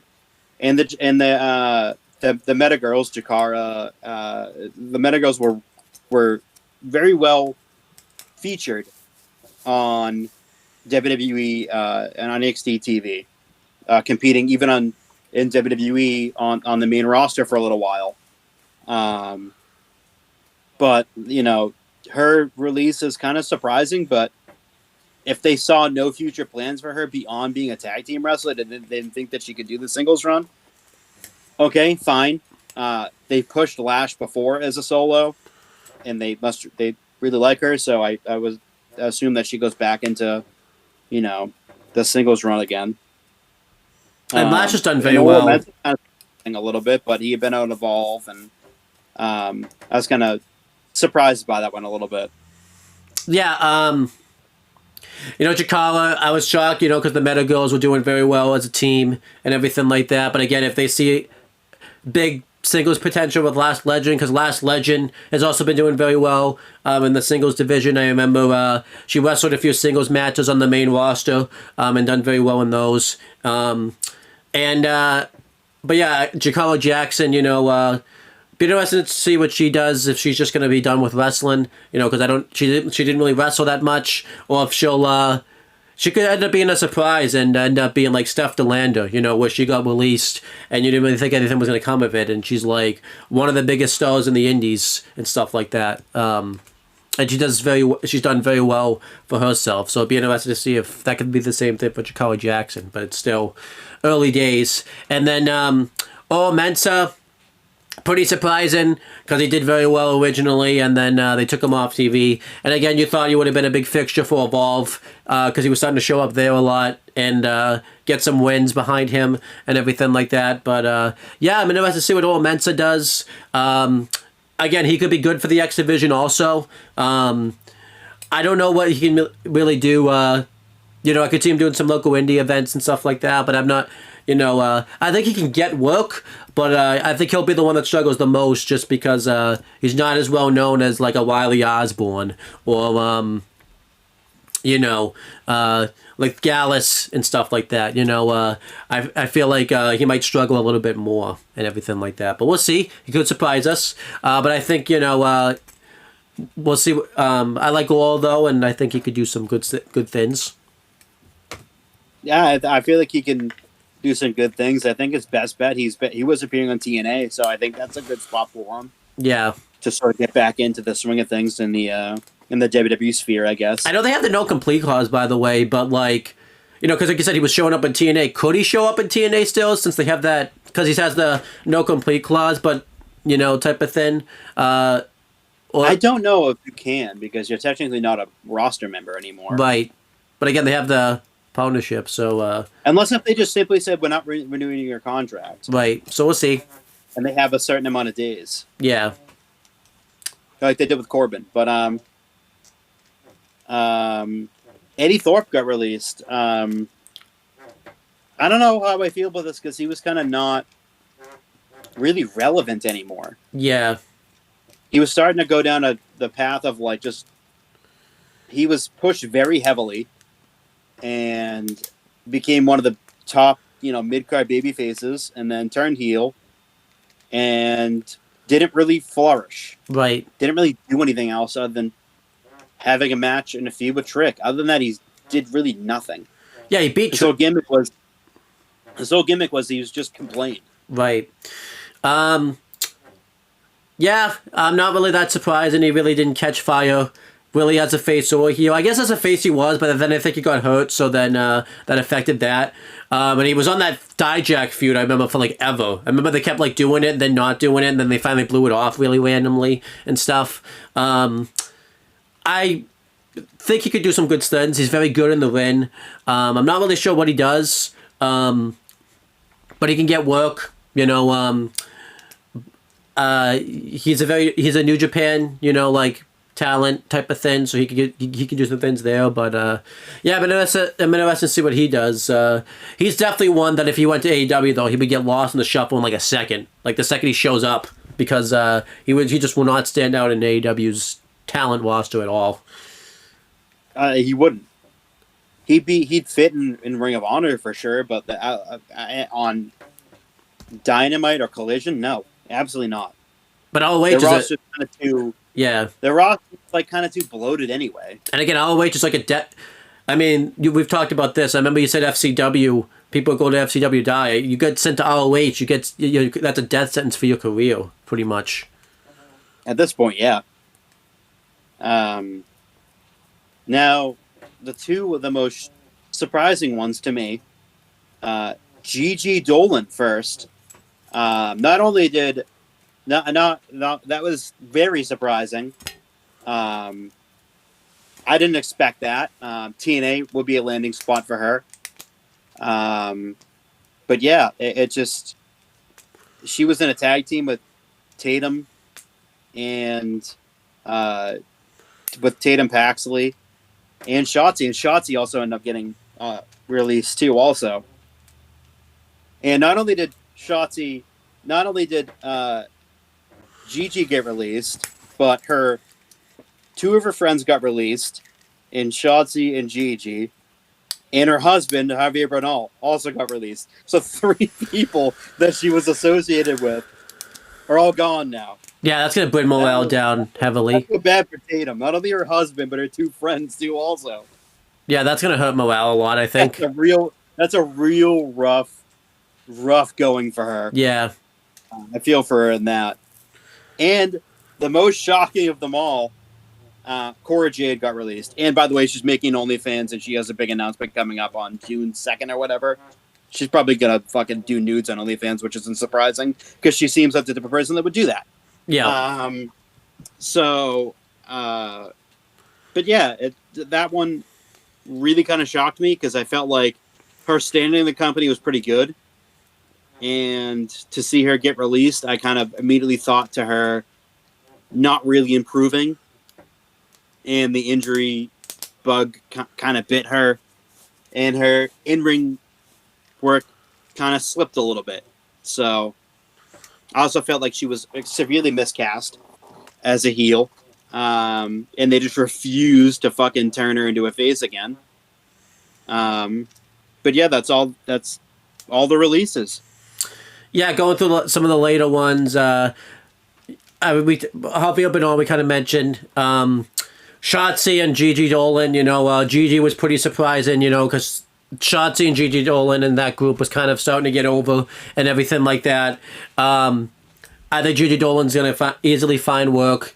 She might just stay in TNA, I think she's due to do a few more appearances and stuff. And then, because they've taped TNA a few weeks in advance, which would be weird. But, and then, once her no complete clause is up, she'll just go to TNA, and it'd be weird because she can't really keep the Gigi Dolan name. So I'm wondering, are they just gonna pretend that's somebody else, or are they just gonna say her? She's Priscilla Kelly now, type of thing. I wonder what those. Yeah, but she could do very Priscilla Kelly again. So she could do very well in TNA, and then. Cora Jade, I think does come down to injuries. Her in-ring work slipping. I think I mentioned a few of it reviews. It seemed like she really wasn't as interested in the in-ring work and doing the wrestling as much, because it seemed like she was starting to kind of go down the OnlyFans path and everything like that. Yeah, it'll be interesting to see what Cora Jade does. I liked her gimmick. As Elena Black and stuff, before she jumped. I remember I saw her show up a few times on AEW Dark and things like that, and that was pretty interesting. And I think she did the primetime live show that NWA was partnering with, and she looked really good on that. So it'll be interesting to see what she does there. I think she goes back to TNA also. I think, even though that's kind of weird because she kind of went and faced everyone. She could have faced in TNA that short time she was there, but I think there's stuff you can do with her, in TNA, if she brings that back, the Elena Black character, she can do a team up with. She is, and she's gonna do. I feel like her best. I think besides TNA, I think her best fit would be GCW because it was more of a deathmatch wrestler before WWE. Right. So yeah, she could do very well. Outside WWE. Maybe this is a thing that can finally because it seemed like she needed a kicking because she was starting to get kind of a little bit complacent and again her in-ring work was slipping. So maybe this could be the thing that finally lights the fire under Cora Jade and everything again. Or maybe not. Maybe this will be the thing that ends her career and everything like that, and she'll just do the OnlyFans stuff and things like that. So yeah, I'm pretty interested to see. Yeah, but again, this was a bad day in wrestling. I feel like. It's never easy to see the releases happen, and I'm never gonna like them and everything like that. I feel like that's kind of the thing that the fan base that's very against them kind of forgets that the WWE fans are fine with it, but no one really likes to see people get fired and everything like that. But you know what's gonna happen. It's just part of the business and everything like that, and it really sucks. But I'm not, gonna get overly ragey about it and completely bury the company for it. Because obviously we've seen the report now that they're trying to make Triple H look bad from this because he had final say of who got releases. It's that's like any high ranking position in any job and everything like that. It's not like he picked out these people and was yeah, I don't want them anymore type of thing. The fact that Triple H is coming off as a bad guy, and again, I actually kind of. I'm not in favor of this happening, but it's a good thing this does happen because this is a thing that a lot of people complain about with AEW where they've overloaded their roster so much they won't make cuts and everything like that type of thing. So, this is just kind of the shitty thing about just any business that people are going to get cut, and it's not good when it happens, but I'm not going to overly bury the company for it and everything like that. Oh, did I lose you? No. Oh, I thought you were going to say something. But anything else you want to say no, about? I wasn't. Anything else you want to say about the releases or anything like that? No. Well, you did say there was controversy that came from it because Dave Meltzer's been speaking, and I know you want to talk about him because he's been talking about these releases a lot. He just gets shit wrong all the time. Good Dave. Good old Dave just gets it wrong all the time. Yeah, but he got... Good for him, though. He just posts shit and just gets it wrong all the time. Yeah. That's why I wasn't sure about the money thing with Blonde, because I saw Meltzer reported it. So I'm like, yeah, is that true? Because, Meltzer... No, he makes a lot of money. Yeah, so... But just kind of ended it off, again, we're going to talk about... I'm going to just give some thoughts on Evolve. Evolve's, I think, still doing pretty well on, like, Tubi and everything like that. I've enjoyed Evolve. It seems like they finally have a flow with Evolve. We're starting to kind of meet everybody as a terms of a character now and everything like that. We're starting to see, like, a nice mix of the ID talent show up in, like, the NIL program, which is pretty cool.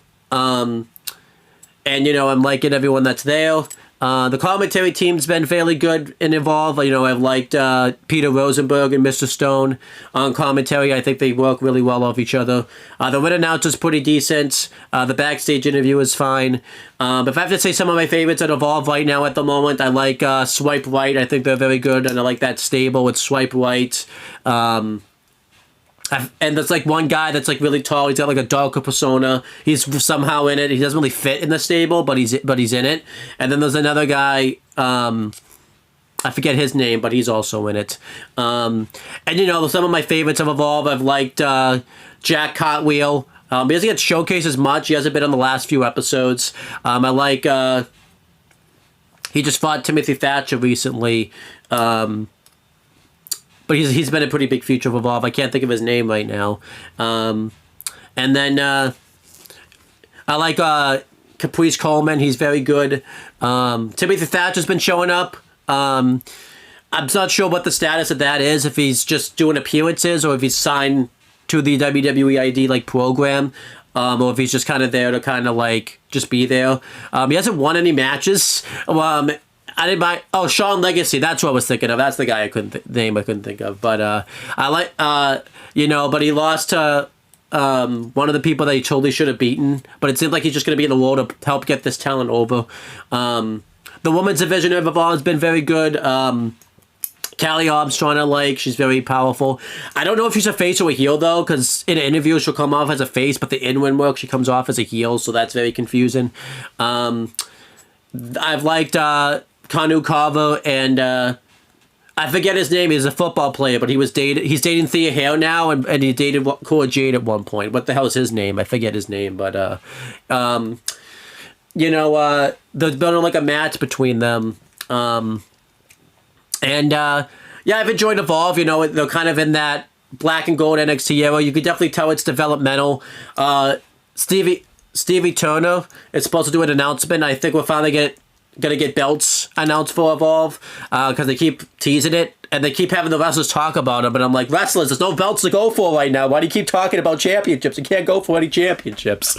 But I'm hoping they finally get championships announced. If I had to make a guess of who would be like the first champions of Evolved, I'm gonna guess it's gonna be Sean Legacy or Jack Cartwheel. Probably Sean Legacy though, because he's the one that gets the most screen time. And then I'm going to also guess for the woman, I'm going to go probably Callie Armstrong type of thing. So, and then obviously they've done feuds with, people like Kylie Ray and Wendy Chu. Kind of shocked, Wendy Chu survived the releases, actually, because I figured she would have been on the list since she's been kind of relegated to Evolve like Gallus and everything like that, but it doesn't seem to be the case. Maybe they're too scared of her, because she's a very scary person, Chris. So he is. I've enjoyed Evolve. And then, we have something that's kind of not really WWE related, but it's got WWE's fingerprints all over it, and that's this... WWE ID Championship tournament they got going on outside of WWE. They're gonna start a new championship. They released the men's and the women's WWE ID championships back in February, and they're doing tournaments for them. The men one is going to be double elimination, and the women's one is round robin. What's round robin? Is that like you face everybody once, and then like whoever like is doing the best gets like faces off, or is that like once you... I forget what those confuse me all the time. I forget. They didn't really explain it though, so that's on the commentators and stuff. But the way this is gonna work, they're gonna have the championship. What's good about this is like a non-WWE ID talent can fight for it, and if you win the belt, men's or women's, you get signed to the WWE ID program. Which, I'm still kind of not too sure what the ID program is, because I thought you were signed to WWE, but it seems like you're not actually signed to WWE. You just like, you just have backing from them and things like that, because like the way they explained it was you're not actually WWE contracted wrestlers and things like that. But it's really weird. Because technically, if that's the case, could anyone in AEW sign to that program? That would be a thin that, type of thing. But we've had some matches in the WWE ID Championship program. We had, on GCW, we had Freedom Ramsey face Jordan Oasis, and that match was very good. I gave that like 3 3/4 stars, and Jordan Oasis ended up winning that. It's really weird though. Some of the people that they didn't really explain why some of them are in the tournament, because some of them had to like qualify. Like Izzy Moreno was announced for it, but she wasn't in the tournament. She was just having a qualifier for it and everything like that. She didn't win, but it happened. But yeah, I won't go through every match, but all the matches have been very good. And everything like that. Some of the standouts have been Shawn Legacy. Freedom Ramsey's been good. Ice Williams has been very good. I've liked him. Kylie Ray's a standout in the tournament. Sam Holloway has been very good in the tournament. Obviously, like the people like Shawn Legacy, he was in the tournament pretty recently, and he did well. And I feel like this is going to be a good story to tell, because obviously a double elimination, it kind of gets over, like, trying not to get out of the tournament and everything like that. It's really weird they didn't choose WrestleMania weekend to crown the first champion, though. You would think of all places, you would pick the biggest weekend of the year where people can, like, would have seen it. I thought they would have picked WrestleMania weekend, but that's not what they went with. And I'm interested to see, like, what happens. They mentioned, that the ID Championship can be defended, like, on all the indie promotions, but I'm wondering if, like, it'll be defended on Evolve or, like, NXT or something like that. So that will be interesting. It will be interesting to see what happens, though.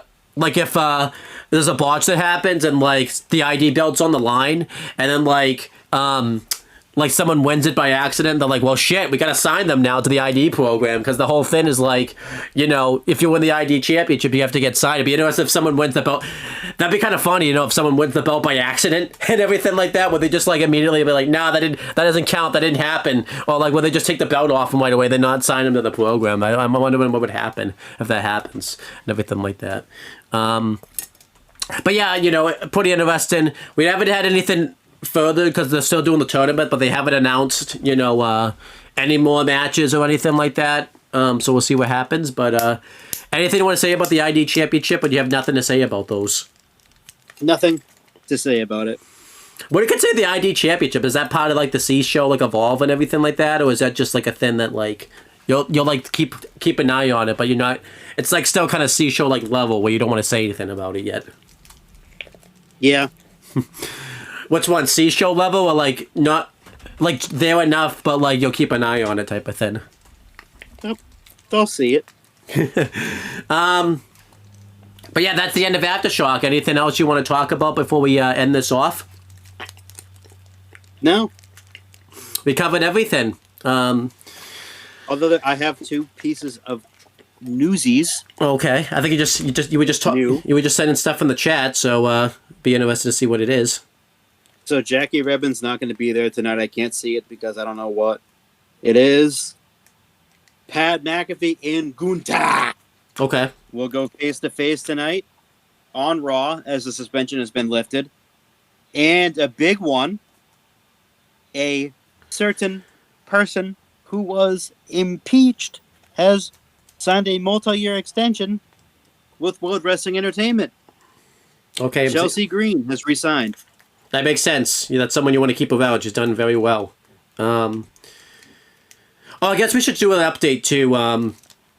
Yeah, so Jackie Rabbit not being there, I imagine that's probably like a sports hockey obligation, because usually that's the case. So you know, that's important. Are you gonna miss her or something? Because you wanted to mention that, and you seem like I don't know. I was gonna watch the video when we're done. I don't know why she's not there. One other thing, because I want to mention because this was kind of big news today. I'll just read it off Dirt Sheet Radio. It says that wrestlers from AAA that have already signed contracts with WWE. One of the names is Alberto Del Rio. It's actually I not signed. It's just inherited. Those are the contracts that when the purchase comes legal, these are the contracts that will be inherited by WWE. So Alberto Del Rio is one of them. I feel like that's not going to stick, right? I feel like he won't. I feel like if it does stick, we won't see him like maybe affiliated with the promotion, because he's got a lot of baggage behind him, and I just don't really see WWE wanting, and like TKO wanting to associate with that. I don't see it happening either. The fact that he even did sign is ridiculous. I feel like WWE is going to try to find a way to get rid of this contract. Again, I feel like people will complain about that, but this is someone that needs to not be signed to a big company and stuff like that. And the fact that he was even signed to AAA to begin with, isn't Riddle signed too though? And he's got baggage behind him, or is he not? Was he just making appearances? Because I know Riddle was doing some stuff with AAA before WWE bought them. Yeah, I don't know. But other people that that are there is Heel Dr. Wagner, Dr. Wagner. I like him. I've seen him on GCW a few times, and I think he'll do very well. Is another is that's his son, right? Because there's one that's called Dr. Wagner like Junior. Is that because I remember there's like a senior version and stuff like that. But yeah, Dr. Wagner, that's his son. Yeah. Vikingo, that was pretty obvious because he was there, when the purchase was made and everything like that. So, I'm excited about that. I think he could do some great things. I hope he gets some crossover. Like, he's not just with AAA. Like, he'll be on WWE on occasion. Like, when they're in Mexico, maybe, or something like that for shows. I would like to see him make an appearance. La Polka. I don't know which one, right? Because isn't there like several of them that have taken that name? So this is the newest one. He had made his debut a few months back after the gimmick was kind of retired because the other La Parka, not the one from WCW, not the one from MLW, not him, not Adolfo, the legend who was known as La Parka and WCW, not him, but the other one, who was La Parka Jr. before they sued for the rights. AAA did and won. He ended up passing away in 2021 due to a injury that had happened where he was paralyzed from the neck down. He ended up passing away not long after that. He was a huge star in Mexico and in AAA. One of their biggest baby faces. So they almost retired the gimmick until recently. Someone else had just taken it over. Okay. And then we have La Hadria and Lady Flamer, Lady Malvila. I'm pretty sure that's the whole faction because I'm looking at the picture. I've seen this faction and these wrestlers wrestle a few times. I think they could be, I think they could be good. Be interesting. They could stand out too. And then Nino Hamburgers, I have no clue who that is. So it's a person that exists in AAA. But it's kind of good, that WWE are going to keep the contracts. They're not going to like force releases. There's one they definitely should. Alberto Del Rio. There's no way. I just don't see him. If they kept him, I'd be shocked. Type of thing. But stranger things happen. I mean, TNA re-signed Tessa Blanchard. So. stranger things could happen. So, what do you think? Do you think Del Rio's going to last, or do you think once the purchase becomes legal, he's going to be gone?